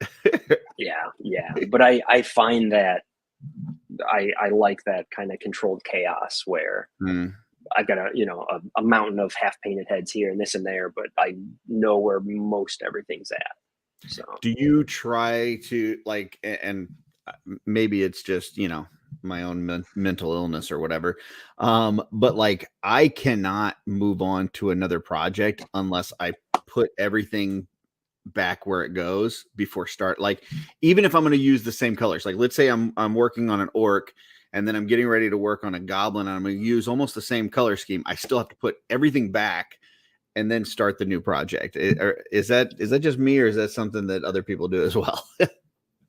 I'm sure, organized people do that. I have made the mistake of, grabbing a bottle of paint, using it, putting it back, and then not remembering the paint. And I grab a different color and start painting, and I'm just like, so I will usually get out like 5, 6, 7 paints and kind of like set them up and keep them segregated that, these are the paints that I'm using for this specific project. Gotcha. And then if after a week or so I don't touch that project, then I'll put them back, and I'm sure she does. I'm sure she's just sitting there like this, just real quick. Hold on before we continue on, Curtis. We got a super chat from Big Dub himself, $9.99. Thank you so much, sir. Please bring hobbits to Legion's Con, please. Smiley face. Parentheses. Much love, Purple Heart. All 3 of you. Yes. I'll bring some. Or whatever IP appropriate terminology you want to call the hobbits. Halflings? I think that one's locked down. Halflings. Yep. Halflings. Yeah, I had one that Big Dub bought at IshCon. So we know how much Big Dub loves his Middle Earth. Yeah. Oh yeah. Interesting. So what is there something that you're working on right now? Is there a project that you can talk about that you're working on now as far as a custom? Oh yeah. We saw this was kind of floating around. Shows up pretty well on here. Yeah, it actually looks really good. That marbling effect. We saw the pictures and then the description of the witchcraft that you used to attain it. I'm going to attempt like a sponge. Yeah. So that it's not just like an airbrush thing. I'm sure, using a sponge and stuff would work well, but I did a snail custom using one of CB's snail heads that I picked up last year from nice. Legion Con at your table. Yep. Yes. I gotta get more of those. Those ones are cool. So I mean, the main trick to that is having something to cover it, right? So that you're hitting certain areas. Gotcha. Yeah. Some people were saying that like dryer sheets, like after it's been used. That's what I've heard before. People using dryer sheets. I didn't know what that was that you were using though. What is that? It's just like a face wipe. Okay. It's somewhere. Yeah. But like you just kind of stretch it while it's wet. It's a little, it won't tear as bad. And then just set it aside, let it dry, and then just like wrap it around it, make sure it's like nice and tight, and then just paint it up. Spider webbing, the fake spider webbing that you get like in the big bags from Halloween, that stuff works super well. And because you can get like strips of it, you can kind of control like where the pattern goes a lot better with that stuff. I used to use that in like watercolor projects. Cotton candy, you don't dip it in water first because you won't find it again. Yeah, don't do that. Be a tasty custom though. So Yeah. Well, I'm that sorry, guy, and actually, that was a raccoon joke. I don't know if that. Have you seen that video where they put the cotton candy in the water? They give it to the raccoon, and because raccoons always put stuff in water, because like they see a lot with their hands and stuff. They put stuff in water, and they put the cotton candy in it, and they do this, and then they look back and it's gone, and they're confused because it just dissolves.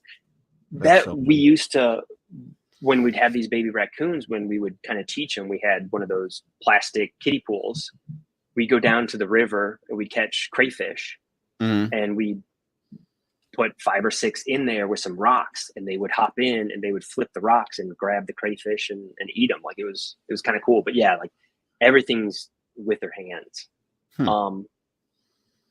One other thing that's been an ongoing process, and Jeremy mentioned it on his show, was the troll. He was talking about this one that I had. I had this last year at Legion Con and then at IshCon. Chopped the horns off, took the beard off, did the tongue. Made it creepy as hell. Yeah. And he's got this chunk of earth, and his weapon is like a couple tombstones attached to each other. But this has kind of been like an ongoing process. I'd like to do a like skeleton arm for him, and maybe have like some bowels hanging out, just to give him a lot more of a undead kind of zombie look to it. But it's just been one of those things. It was the first troll that I customized, and it's different. It's a lot of fun, but it's playing around with parts and seeing what you can come up with. That's cool. Yep. Is that one of the biggest customs you've done, like as far as figures go? No, the biggest I did was a like 3.5 foot Sentinel before the HasLab. It was like right before the HasLab came out. I took one of the giant Halo figures from Jack Specific, where it, like the articulation sucked on it, but 3D printed a Sentinel head and just made this huge Sentinel with like articulated fingers and stuff. That's the biggest custom I've done. So wow. So from cool Legos to a 3.5 foot tall Sentinel. Yeah. Little size difference.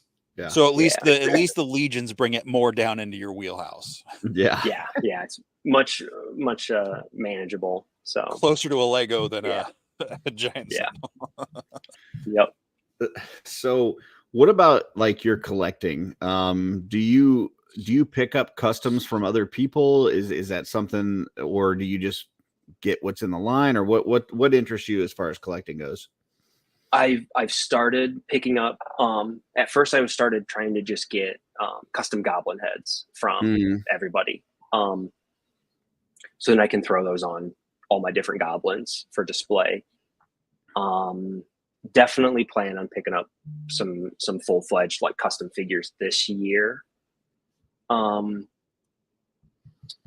as far as collecting, I collect too much. Been trying to like narrow it down, and mostly classified NECA turtles and Mythic Legions. Those are like the 3 focal points, which I'm trying to get away from. Nice. NECA turtles. You don't have to dress like him. Yeah. And you can't. I wish I could do that cool thing though with the crystal balls. That'd be cool. Yeah, that'd be cool. Yeah, you need to practice that for Legion's Con. Trying to do that. Yeah. It's close too, because my name's Jared, so I know that's also been kind of a new. I wasn't going to bring it up thing because for I didn't know people, if you so. wanted that out there. So That's yeah. what my brain fart was at the beginning. I was like, I know it's on his Instagram page, but I don't know if I should say it or not. Like I And wouldn't forgot just to call ask you Superman beforehand. Clark like in front of other Yeah. people. You know, it's like Which a lot of people call me Jared. A lot of people call me Dirk. Again, when I was little, probably like 10 or so, me and my buddies, riding our bikes, pretending we were like riding on horses and stuff. We all had like our little fancy names, and mine was always Dirk. So then carried over into D&D, video games, like all kinds of stuff. That was just always Dirk. Gotcha. So then it worked into Dirks Designs, and it just kind of went from there. Gotcha. I know Curtis has told the story about how he used Sit and Smash was his his video game handle, and that was your thing for a long time. Oh, My gamer tag, not that I was like when I would play like on LAN parties in the dorm and stuff, was Scud ! Like if I log into Apple Games, that's still the name, because there was a comic book called Scud the Disposable Assassin, and he was a skin you could use in, I want to say Unreal Tournament or one of those like deathmatch run around PC games back in the early 2000s. And one of the hack what did they call it? It was like Half-Life. It was like a mod to Half-Life or a mod to something.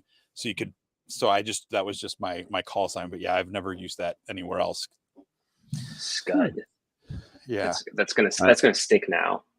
I been playing some Angry Birds 2 lately. And I changed my name on there to offline ... so that when I beat people in the game, they feel like they just got beat by somebody that's not even online right now. So nice. That's awesome. That's how bad you are. You got beat by offline. So is that what you pulled up, Curtis? No, I pulled up that he's working on a skeleton throne. Oh, yeah. I posted some pictures of this too, but yeah, I've been skeleton thrones. Alberto, I'm glad. That's one of my favorite comics of all time.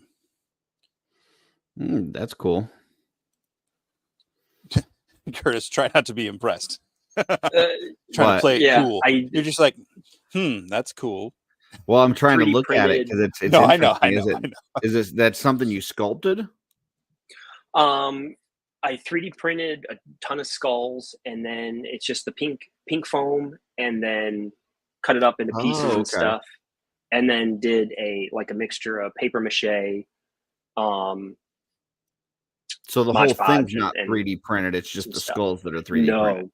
Gotcha. No, which I made a mold of it because the original idea was I was going to cast it in resin, so that I wasn't, sitting there making a whole bunch of them. It was disastrous. It was not ideal. I only got the one pull out of it, so I'm going to clean this one up, maybe revisit it. So then I just made 9 more. So they're all different. Everything just dried last night, so I'm going to get them painted up, and then I'll get them. Well, I'll get them posted online on the throne, but it sounds like you got 9 of them, so I guess he means dibs on a throne. Yeah. I mean, not if you keep throwing super chats at us, Van. That's true. Yeah. Speaking of, nope, not going to address that one. Okay. Keith said he worked for the creator of Scud on a show once. Oh, wow. That's really cool. I'm gonna have to look Scud up because I keep thinking of like a robot type character. He comes out of like a vending machine, and the whole concept is you pay for this disposable assassin, you give it its mission, and once it completes its mission, it decommissions itself. It just terminates. Okay. And it's very thin, slender, cylindrical, and he was like red and yellow. Okay, I might know. I got Kemp Pool here says I didn't read the hearts, and to be fair, Van did pay $1.99. So dibs on the throne! Exclamation point! Purple heart, purple heart, purple heart, purple heart, purple heart, purple heart, purple heart, purple heart, purple heart, and a lot more. A lot of those. Oh, I thought we were going to get A lot of into purple hearts. Nah, yeah, like a lot trance of move there. I don't know about all the purple hearts. The other one had more purple hearts, but it's a majority of the purple hearts that were available tonight. So, yeah, yes. No, and yeah, the whole thing is he refuses to kill his first mission. Like he feels bad for it, so he badly wounds it, like puts it into a coma, and then like keeps it on life support at the hospital. So he keeps doing his job to keep the thing alive, so he won't decommission. Yeah, it's a really good series. It came out late '90s. It's got like that weird, that kind of offbeat MTV, like when MTV was cool and not just, game shows and talk shows and reality shows. Yeah. Anyway. Is it Image Comics or Dark Horse? No, I want to say it was Kitchen Sink Comics, or that might be the wrong one. I think eventually Image picked it up, but it was its own indie series for a while, I think, or a smaller press. Kitchen Sink Comics. All right. Yeah. I'll have to look it up. All right. It's really good. It's one of the most satisfying beginning to end stories I've ever read in a comic series. Nice. So, do you have any shows coming up between now and Legion's Con? Or was IshCon? I don't think so. A big one? Okay. IshCon was kind of a trial run with getting the diorama. Because I have a Nissan Altima, and I was actually able to kind of fit both mountain sections in the back seat and then just pack it full of stuff. Gotcha. Come here. One of them came to visit. Curtis, what's the black and white display behind you? Black and white display behind me. I'm assuming that. Oh, look at that braid. Oh, thanks. I don't know what. I'm assuming it's the one right behind your noggin with like those white figures across the back. This one, or at least they look white from over here. Is that your vampires? Yeah, it's just vampires in front of a crash box background. Oh, okay. So, yeah. Sorry, we just totally missed your pup there. Yeah, she came up to get some water. Is that the bad word one? No. Fiona. Nah, she's the Yorkie. Oh, okay. Yeah. That's funny. So Legion's Con's coming up. What are you most excited for? There's a lot of things that they've teased. Don't say the people. There's a big giant weekend. We already know. You want to see people. Yeah, that one goes without saying. Throw that out. But yeah. I mean, G-Con, I'm going to try and come down Thursday. Mm-hmm. It's like an 8-hour drive. Come down Thursday, get there, whenever. Where are you coming from? Ohio. Oh, okay. Gotcha. Yeah. So it's almost like a straight shot. Gotcha. Yeah, I've been so saving Curtis, up don't for the feel so Pennsylvania bad. Turnpike. You only have to drive through Pennsylvania for the same amount of time as Dirk, but for him, it's more than half of his trip. That's true. That's true. Pennsylvania is the worst state to drive across. Yes, it is. I do hate the turnpike. So I think you say you're going to try to come up Thursday and be there for G-Con? Yeah, super excited for G-Con. Curious to see what's what the wave's going to be. Probably this whole market thing. I'm excited and curious to see what that's all about. Like I saw the picture and how the line is, and you pay here, and then there's more. Like you go through this, and then there's so much like more space kind of thing. So, space stuff. Super curious to see what they're gonna have. But yeah, I think that's probably what I'm most curious about. What are you thinking for G-Con? Because the past 5 years now, it's been faction versus faction kind of thing. You think it's going to be something like that, or a story wave, or a new faction, or what do you think we got going on? they've teased at this new faction with the Valiant Knight. So whether they're going to bring that in with the last wave that they just revealed with the like the war's over. I can't the Ash the Agmendor. Yes, that's the one. If they're going to continue that, where they kind of tell some past stories, some present stories, or if they're going to focus on two factions again, but then focus on the good guys. Where before we got the Horsemen, I'd like to see the great beasts and stuff. So maybe a wave, kind of focusing on the good guys with a couple bad guys mixed in, maybe. Yeah. With mentioning the great beasts, assuming they're going to revisit and redesign the first two we've gotten, in Etheron and Zaylona. Again, just talking here, we're not doing speculating. I mean, we are, but we're not. You know, what would you want to see in the Dark Four now that they've had 10 plus years of building parts? Granted, they could do a lot of new stuff, but how would you want to see them interpret the great beasts?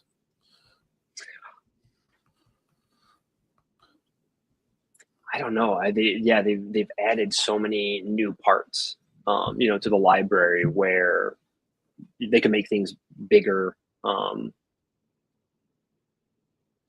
think just the detail, just the amount of detail that they can get into these characters where, Zaylona was a unique figure, head sculpt and like her chest armor and everything, but they can just do so much more.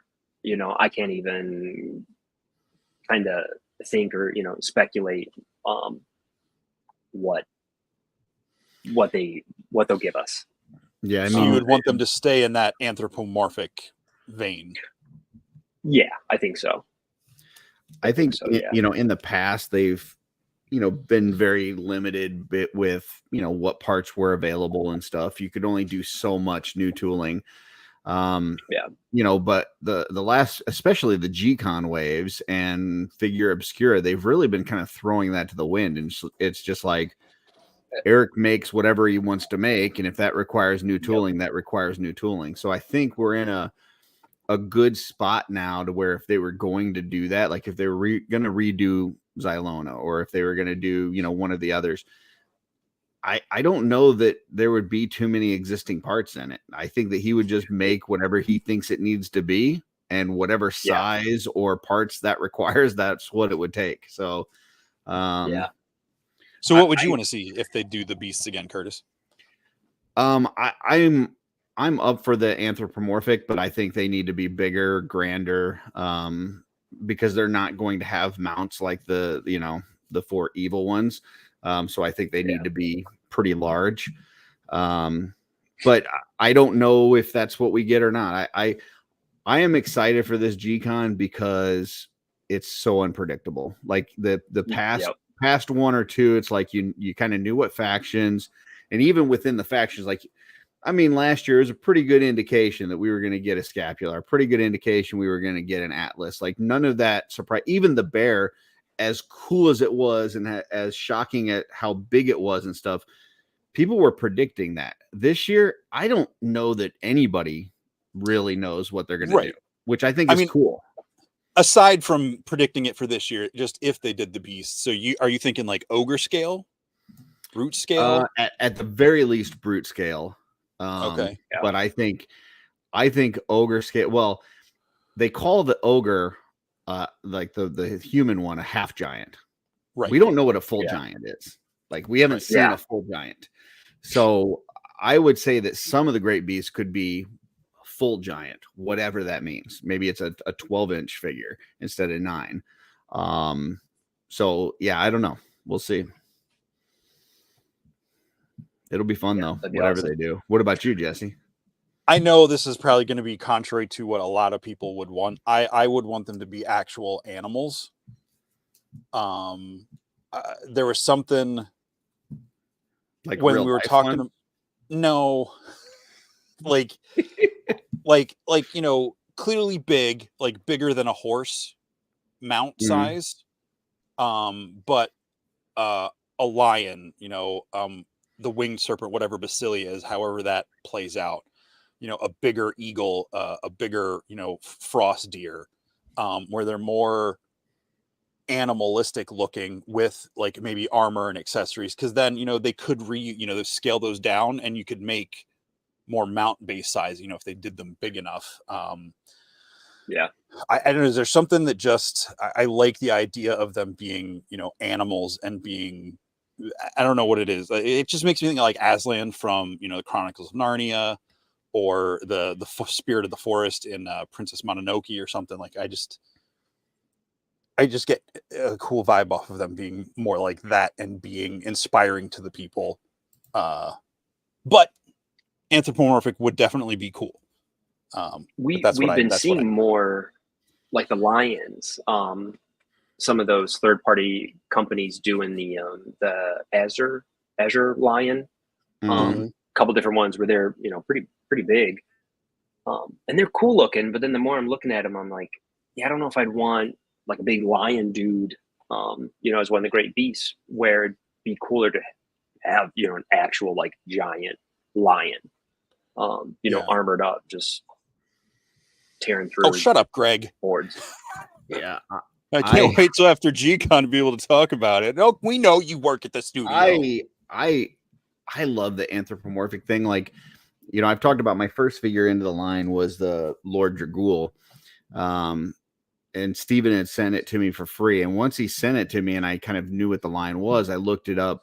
I was kind of doing some research on it, and I saw Aegelus, and I saw Asterion, and I saw like all these like anthropomorphic characters, and I was like, oh wow, this is like really cool. Like it's not a surprise, I was a huge Battle Beast fan growing up, and so like seeing those is kind of the trigger that made me go, okay, I want to really dig in more into this line. So I think having that would be kind of neat, but either way, whatever they do, it's going to rock. It's going to be awesome. So I'm just happy that it's, I felt like last year it was a great wave. Don't get me wrong. It was a great wave, but I felt like it wasn't as good a G-Con as the year before, because so many of the things were predicted beforehand. Like we knew what we were going to get.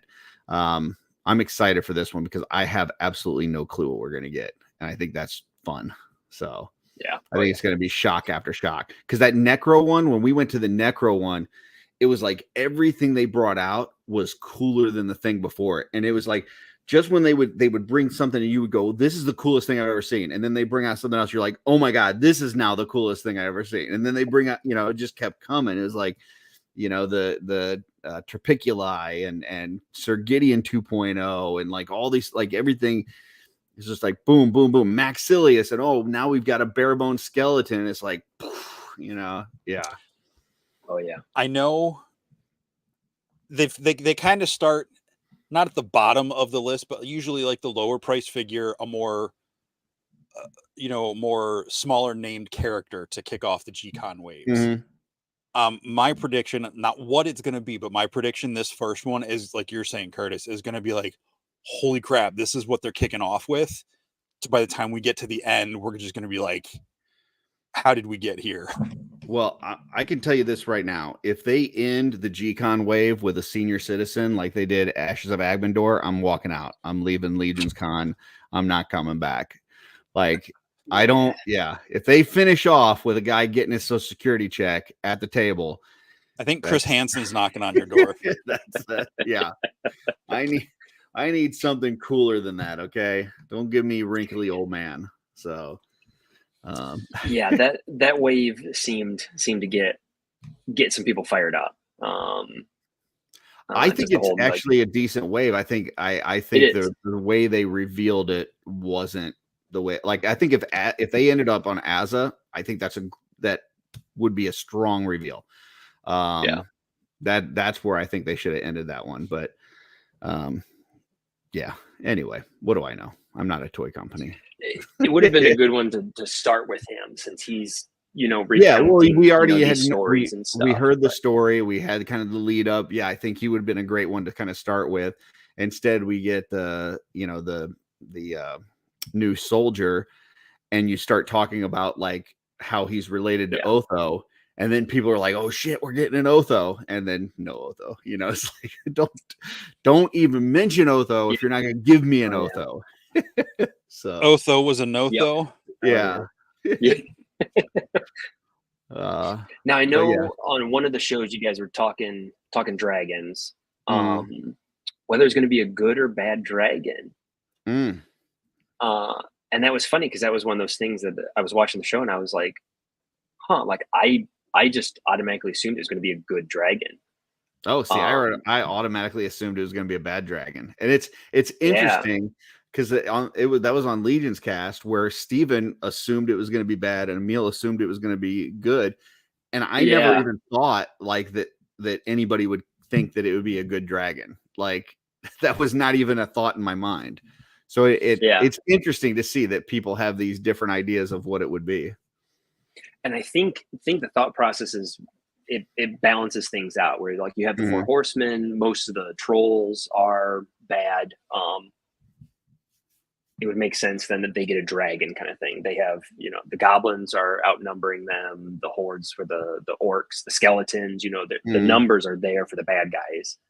And the good guys, it's just kind of like there's some wizards here and there and a little dragon. See, I kind of looked at it as it's going to be the big bad that makes the good and bad factions have to work together to stop it, kind of thing. Like, so you think it's going to be just complete chaos? Yeah, like I was a big World of Warcraft player, and when they did that and they had like Deathwing come in and stuff, it was like, well, whether you were Horde or Alliance, you were still going up against this dragon. This dragon was trying to destroy everything, and so it was up to everybody to kind of stop it. So. I'm with you on that, Curtis. But my thought is that it's not going to be aligned with a faction, but it's going to be one that comes after the Great War.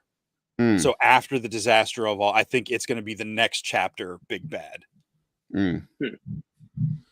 I could see that. Or dragons, Yeah. Yeah. That'd be cool. Well, and dragons, I mean, typically they're interested in gold, right? I mean, maybe he's aligned with Snag. Snag's like, controlling him, and they're going after people's gold. I don't know.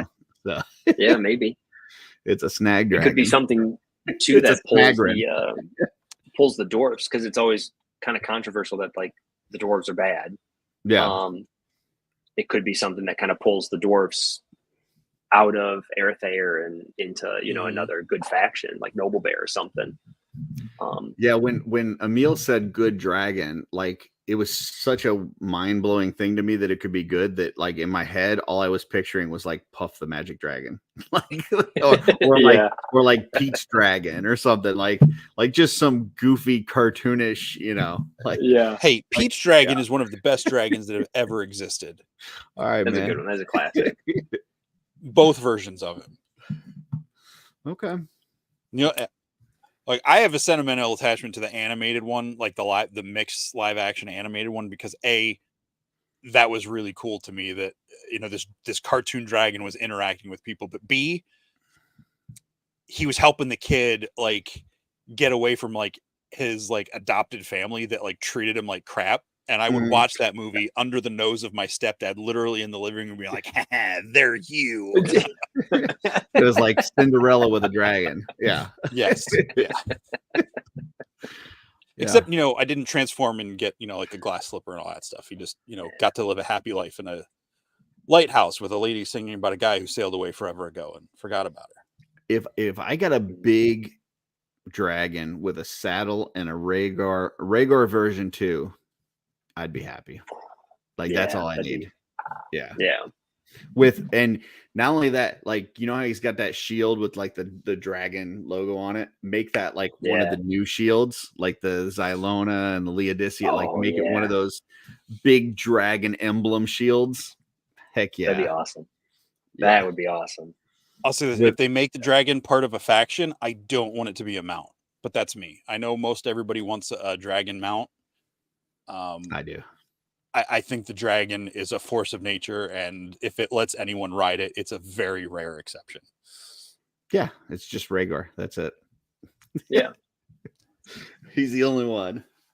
You can always take the saddle off and Yeah, that's true. Yeah. have your wild dragon. So Yeah, if they give it to us with the saddle, you can always remove it. yeah. So, Paul Zach says the mysterious Green Knight is coming with the Green Dragon. I don't think so. I think the Green Knight is with the Legion's Armory experience based on the new information we got this week. So Yeah, Jeremy's little hint that was pretty good. Yeah, big dub. You want to read that one, Jesse? Dirk, how about some not Targaryen designs? I'm collecting supplies for my dragon army. Sounds like that's a conversation you guys have already had started. Yeah, we'll come up with something. We did have this one earlier that I starred from Kent. Wants to know if you're excited for the tickle fights at Legion's Con. Definitely. Specifically the Swedish tickle fights, if I remember correctly. Yeah. Yeah. And my understanding is Jesse loves being tickled. So I will seriously kick you in the nether regions if you try to tickle me. I'm not even kidding. So doesn't matter. Yeah, I'm that way. You heard it here first, folks. If you're going to tickle Jesse, do it from behind. So I can kick backwards. I don't study goat videos for nothing. That's not. Yeah, no. $4.99 super chat. Rob some more. This is a big super chat episode, and we didn't even take off our shirts. Sorry if this was talked about, but where did Dirk learn to use ZBrush? And any recommendations, YouTube channels to check out for ZBrush tutorials? I jumped right in. For like the first week, I just imported, the little blob and just tried out a tool. Okay, this does this does this kind of thing, and did that. Then as soon as I was comfortable, then I started YouTubing like specific things. How do I do this? How do I do that? And in those videos, you learn more. You're looking for one little bit of information, and they covered all kinds of good stuff. There's even Patreons you can subscribe to, and they'll put out daily tutorials, weekly tutorials. I've thought about that as well. I've also even thought about going to like a community college and doing some online courses, for ZBrush to really get in there. It is a ton of fun. I think now Saba was offering some like courses or something for that. He was, because I was kind of following his Patreon for a bit, and I'm not sure if he's done much with it. Gotcha. If the focus has shifted to working with other companies as they phase Planetary Dog Toys out. Right. I think that's going to be, I thought it was supposed to close in July, but maybe. He's still got some parts that haven't retired yet. I thought it was through most of this year. Did you get in on ZBrush where you like paid for it up front, and so now or do you have to pay a monthly subscription? I still had my like student email and everything, so I was able to get, I think it's 6 months. I don't remember. I think it was like $30 or $40. Like it was super cheap. But they do it's $30 a month. Okay. For just ZBrush, or it's like $100 for a bunch of programs, but you only need ZBrush. I guess like in the past, like years ago, they had it where you could just pay for the version and then you get it and you don't have to pay a monthly fee. And so some people were grandfathered in on that. And then if you came in after that, then you kind of got stuck with the monthly fee. So I didn't know if because it sounded like you had been doing it for a little bit. So I didn't know if you got in there early enough. I've only been ZBrushing for close to a year now. Okay. It was a couple months before Legion Con that I got into it. So it maybe end of August, September is when I got into it. Mm-hmm. But I have seen it's like close to $1,000 to just like buy it. Which I've thought about, but then, paying a monthly, and they do, if you pay for a whole year, they give you discounts, this and that, like everything else. It's just the subscription base, and you can change it as you need it. So Like, do you have like when you say change it, like, are there different tiers with different tools and stuff that are accessible based on what you pay, or? You get all the same tools, which is nice, but then they offer different programs. They have like film editing. Oh, okay. They have an app based ZBrush that you can use on your phone or like an iPad or something, tablet. But you choose those, so they're kind of like additions. And there's a couple other things that I'm not even sure what they're used for. I think there's some for like gaming, animation, applying skins, rigging with like building your skeletons kind of thing, so you can actually animate your art. Cool. But it's all different programs, and that's like for everything it's like $100 a month, and it was just like, man, I'm only doing ZBrush, so I don't need any of the other bells and whistles. So question, rolling into the sculpting, you said you went to art school. Did you do, I know you said you sculpted stuff with when you were a kid and you know, in your 20s and stuff. Did you ever do any sculpting classes? Like, do you have any physical hands-on sculpting experience other than what you're doing now?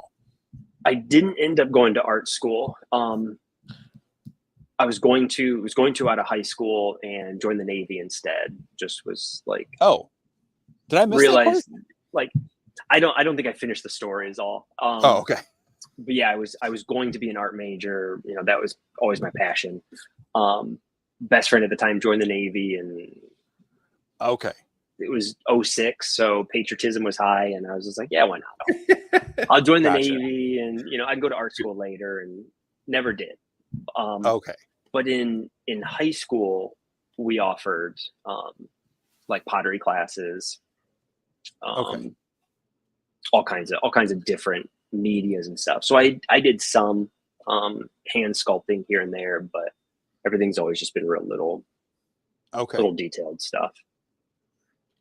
Yeah, they didn't do Van any. says that you and him made vases once on a clay wheel. Yep. Took turns. Gotcha. You know, he showed me his. Patrick Swayze would be proud. Yeah. Yeah, they didn't offer like digital sculpting or anything when I was in school. Mostly because we didn't have computers. Yeah, we had word processors is all we had. So, well, Curtis, you're old. I am. we had one computer class where they would teach you Photoshop, but it was like, here's a picture, like cut out the eyes and move it onto like another face, and you would like make like a potato man kind of thing where you would just cut out pictures and paste it on. I think it was like Photoshop 2 or something. Like it was the football coach teaching it, so everyone was just trying to get past the blockers and stuff to play games or, you know, do whatever online. So I had an old fashioned typewriter, the ding, you know, like that. Yeah, but we had the fancy one to where if you made a mistake, you could actually hit something else on the typewriter and it would correct the mistake. It would like erase it. So it was like white it out and stuff. Yeah. Okay. So it was a fancy typewriter. But yeah, nice. But unfortunately, if you got through the whole paper and didn't realize you made a mistake, and then you caught it, then you had to use like we didn't even have the strips of the, you know, now they got the whiteout strips. Like, no, it was like the bottle. And the bottle with the, you know, all goopy. And then you try to write over it with a pen, you know, that was supposed to be a T, and yeah, it looks like crap. Not good. Yeah. Now you just tell Chat GPT to write a paper for you, and boom. Yeah, there's like that. There's a commercial I saw on TV like that where a guy was saying that he was using Chat GPT to send a letter to like this track star to tell her how inspired his child was, but his child didn't write the letter. Like it was like fake. Like so now not only like is this track star who's like trying to train for the Olympics and stuff, like now they're bogged down with letters that weren't even written by people, like telling me that some computer was inspired by me. I don't know. weird stuff. $1.99 super chat from Rob Zamora. Have you ever tried Nomad on iOS iPad? If so, thoughts? I have not. I don't have yet. I don't have like an iPad or anything, so I just use my MacBook for ZBrush.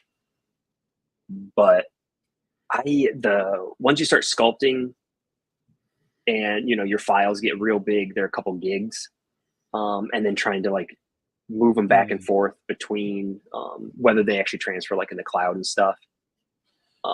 Gotcha. Yeah, I just like having like one little workstation, and then that's where I do everything, like save everything and just kind of keep it there. So I'm not spreading it out too thin.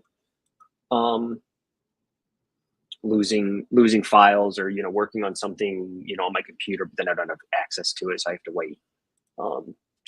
It's just keeping it simple. Interesting.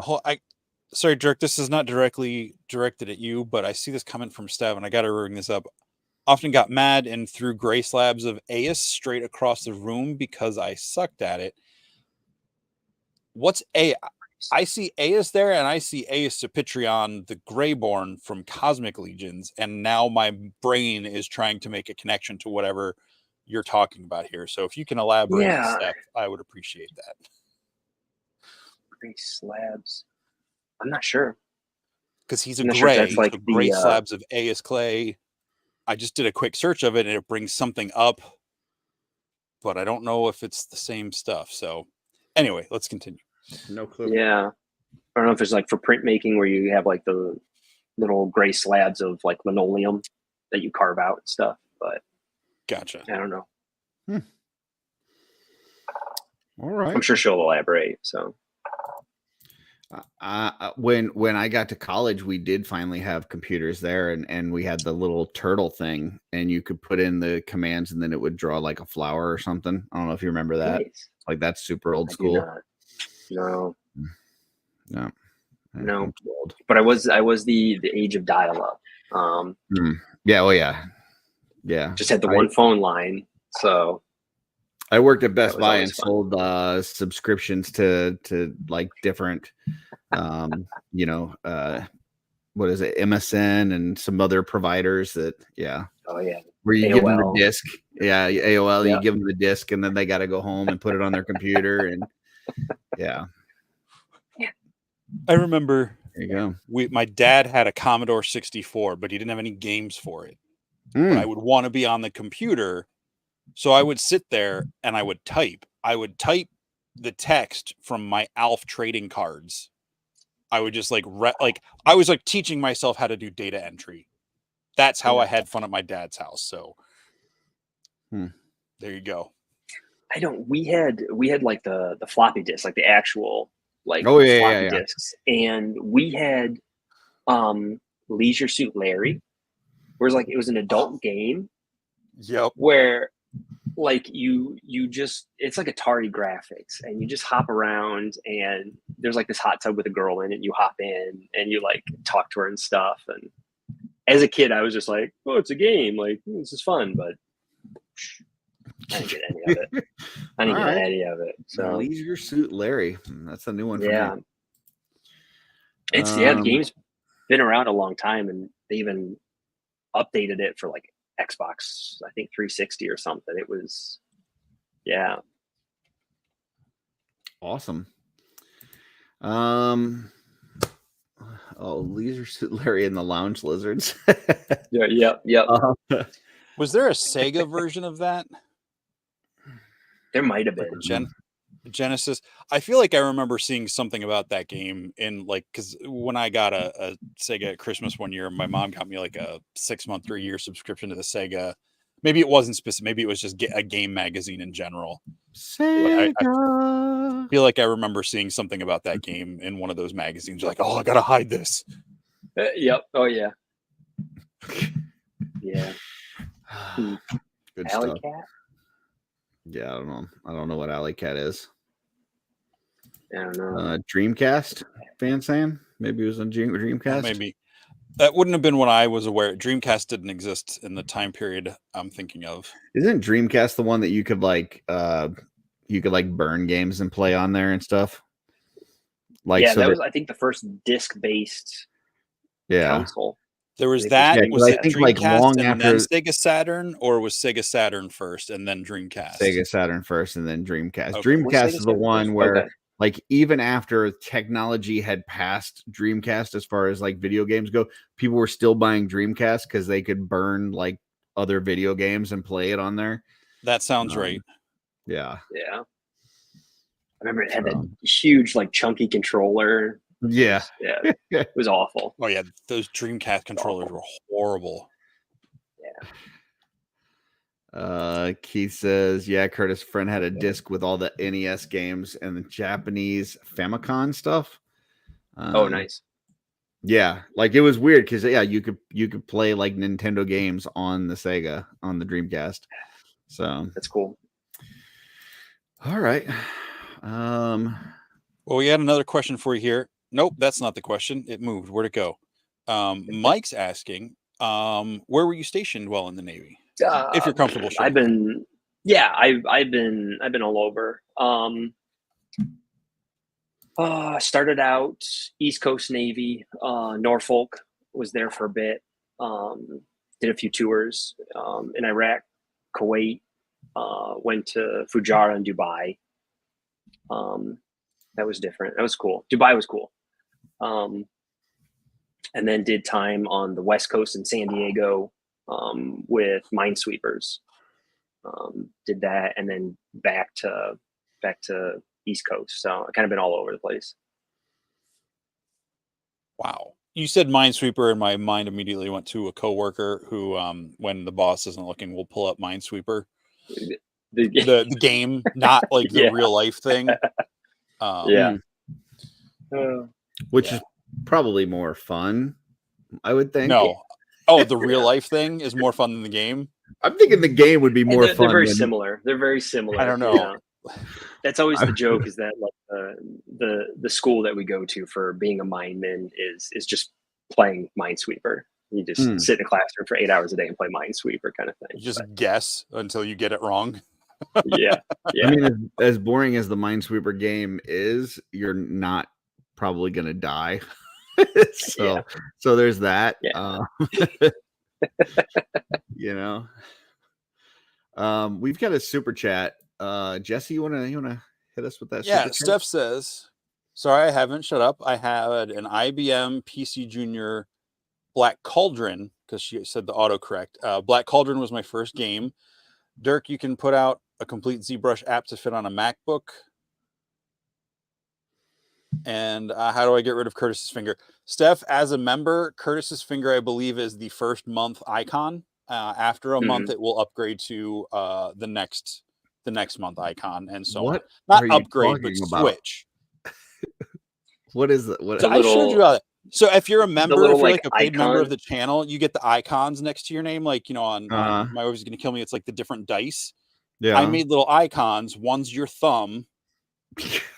Like I use different. One of them's the rabbit with the toothbrush. One of them's the icon. One of them's like there's like 4 or 5 different ones. Gotcha. If you ever see someone comment in the chat over you, we can't see them on StreamYard, but they do in the chat. If you ever see someone where it says like Curtis Jesse Meep Thumb or something like that, that's what that is. Okay, I had no idea. I thought just because there's some, you know, autocorrect stuff in there or whatever, I thought she was saying that she had a fat Curtis finger and was hitting letters that she wasn't supposed to hit. As a member, she has the little thumb with your like the painted thumb, like the dice on the My Wife Is Gonna Kill Me podcast. Gotcha. Membership tiers.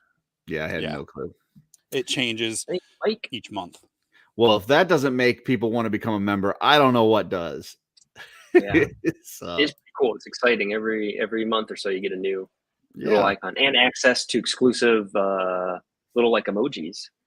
Yeah, join now and we'll give you my finger. Yeah. There you go. So you guys had Mike on a few weeks ago, didn't you? Mike Staten? Am I thinking of the right person? Nope. Okay. I don't think so. We had Steph and Brett on last week, and then who was before that? Who had all the we had Bear the, like, Blaze. classic toys and stuff? It was him and his wife were on, and I think he has. Was Oh, that was it Uncle Bob? Yeah. Okay, With that's the what I'm toy thinking of. 'Cause shop? he was, he was in the Navy. Yes. So I just, yeah. Yes. This is what I'm talking about. This is what it looks like to us in the chat. Folks. Okay. Gotcha. But that's the icons you get or the emojis. The icons we can't. That's next to your name in the chat. So, yeah. Okay. Yeah, I actually saw Uncle Bob. I went over yesterday, stopped by and saw him, talked a little bit, got to hang out with the dogs too. He's got 2 cute little spaniels. Ooh, nice. It's a cool. He's got a cool little shop. He's out. He's near you. Yeah, he's like 10 minutes away from me. Yeah, he's real close by. Okay. So if you ever come through I'd love to check the his shop out. Harrisburg, Mechanicsburg area of Pennsylvania, or close to Gettysburg, you can hit up Uncle Bob real easy. Yeah. Nice. Awesome. Cool. Good deal. Yeah, one more here. Alberto Morales. Dirk, do you have a favorite custom head sculpt that is not made by you? Oh man. Now, can I put in I'm going to put a caveat on this, like Curtis did during the Legions cast. It doesn't have to be your favorite one of all time, but just maybe one that you really like right now. So you're not excluding people. It's just in the moment, something that's jumped out to you. Jason Rodriguez has been putting out so many awesome heads, and I might have, let me check real quick. I might have one that I started. Yeah, Jason's head game is definitely strong. Clip that. Van also says, has anybody tried pizza flavored goldfish? Oh, look at that. One of his goblin heads. Oh, that's cool. Yeah. It's very that hat makes Warhammer. Me very uncomfortable. I wouldn't want to wear it. Yeah. Banana hat.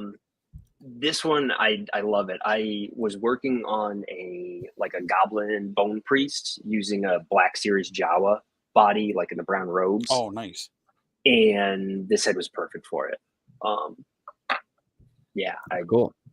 That one's a cool one. I have the figure somewhere. I took it to IshCon, but I think it's boxed up still. So yeah, he's been putting out all kinds of awesome. He's got new dwarf heads coming out. I'm excited to see what else he throws in that pack. So I just bought an ogre set from him that I sent to Len to print up to make my D&D character from Allegiance Quest that we play every other Monday. So I get to change the art to official look now. Well, it'll be very similar to what you already have in there, but yeah, still, but what you actually picture. Yeah.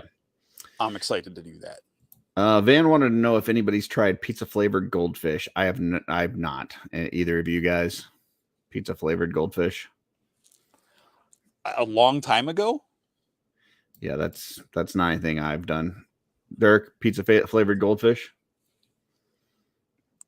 They're not bad. Oh, we can't hear you, Dirk. Muted. Yeah. There we go. There we go. One of my AirPods died, so I switched. Gotcha. Rob wanted to see the pup. Gotcha. Yeah, the pizza flavored goldfish, they're better than pizza flavored combos, but they're not. Yeah, combos are kind of disgusting though. Oh, combos are the best. Really? Oh, you can accidentally leave them out for 2 weeks and they don't go stale, or they're always stale. It depends on which side of the cup you want to look at. I mean, if they're always stale, they're never stale, right? I think combos are probably the most disgusting thing that you can get from a gas station. Well, except for that, the meat stick that comes with the cheese, and the cheese smells like foot. That's the worst. Oh, like the jerky stick, or like off the hot? It's like spinner. it's a 2-pack with a stick and a cheese. Oh yeah, and I had a buddy that used to get those from the gas station. You would open it up, and the cheese would just smell like feet.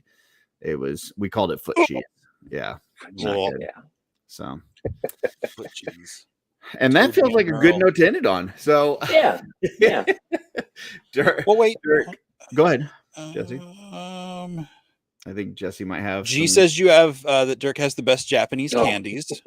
Mm-hmm. Yeah. Fish flavored pizza should not be a thing. I'm sorry. I'm not gonna die on that hill, but I strongly disagree with that statement. Paul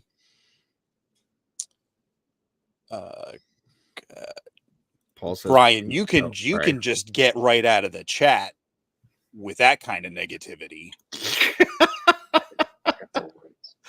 I can't take any combos. Like, I don't know. Cracker and pretzel. Like there's certain snacks that I don't even feel like are real food. Like Pringles, not real food. Combos, not real food. Like that's like dog treats.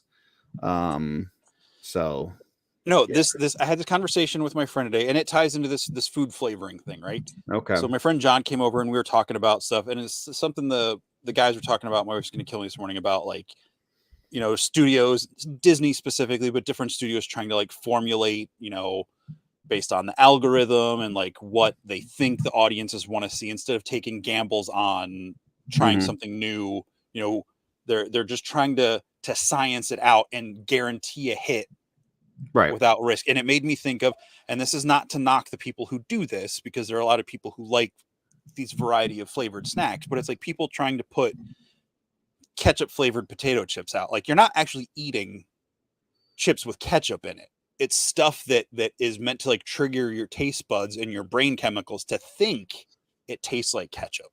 So it's ketchup flavor. So like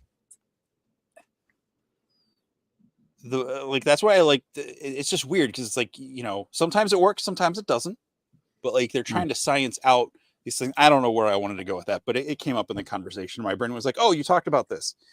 And, you know, so it might be the flavor of the thing, but it's not actually the thing. So it's not as good. And it just like Disney's live action remakes of the cartoons. It's like, I'd rather just go eat a real French fry with ketchup than a ketchup flavored potato chip. Yeah. You know?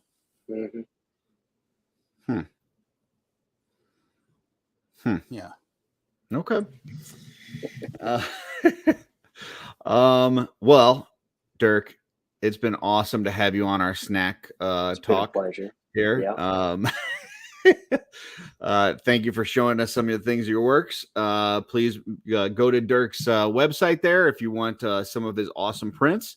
He's going to be set up at table 54 at Legion's Con, 54 at Legion's Con, next to Noble Bear. Check it out. He's going to have some full customs, going to have some heads, going to be ready to go. Going to have that awesome dio. So yeah, check him out. And he'll be there at G-Con with us, hopefully, and we'll see some awesome, cool stuff. So, and then we'll get to hang out afterwards. They do the whole after party. Yeah. Oh, yeah. Beautiful. Good times. Well, we're going to put you backstage and close out the show. If you've got to run, no problem. If not, hang out there and we'll be right back with you. Okay. All right. Oh, sorry. You had anything else? Curtis is like, we're done. Get this guy out of here. No, I accidentally clicked the button early. No, you're good. Thank you for having me. Everyone in the chat, thank you for joining us. So, awesome show. Awesome time. Thank you. Thank you very much. Yep. Can't wait to see you at Legion's Con. Absolutely. Or G-Con. Or whenever. Or whenever con. Or Pennsylvania drive-through con. Maybe I'll see him on the turnpike. Maybe. That was fun. I like that. That was very fun. Yes. Even though I had to talk about combos. Ugh. Gross. I mean, combos and Pringles. I'm sorry.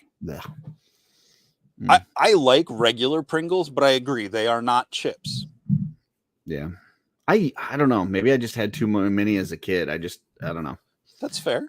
It's like one of those things that you've had so much that you just can't have anymore, I think. So I'm pretty sure they shred potatoes down into like a powder and just like kind of compress it into like. Sounds about right. All right. I feel like something is happening right now. No, nothing's happening. We do have a show next week, though, right? Yes, we do. Next week, we've got, now I had to combine the picture together. So we've got the dynamic father and son team of Nathan and Sean Finley. Very joining nice. us right here on Shooting the Shelf. So make First sure you and come back. second generation Mythic Legions collectors. There we go. You know, if somehow I don't think the gauntlet has anything to do with this, Paul, but that's how we like our Curtis. Yeah. You know, Nathan's second generation and Mira is second generation. If somehow those two crazy kids ended up together and they ended up with a third generation Mythic Legions person, that they would probably be like the you know, John Connors of Mythic Legions. The opinions of Curtis trying to arrange marriages do not reflect the thoughts and ideas of Shooting the Shelf or Just Shelve It. Maybe I've watched too much wrestling, because third generation superstars in wrestling are like the bee's knees. So okay, just saying, it's like in their blood. Oh, King Castle Sieger is trying to pick fights over here. Oh wait, that's because that's King Castle Sieger in the picture there. Yeah. Gotcha. Well, tune in next week. We'll have a nice conversation, that father-son duo. It'll be fun. We'll talk a little bit about customizing studio, I'm sure, and just collecting in general. So, yeah. Yeah. Oh, I guess this is the time where I say, so until next time, folks, thanks for joining us. Thanks for all the super chats. Thanks for being here with us, whether it's live or on the replay. We really appreciate all of you taking time to hang out with us. And can't wait to see you all at whatever shows we get to be at in person next. And until next time, Curtis. The gauntlet is over. What's on your shelf?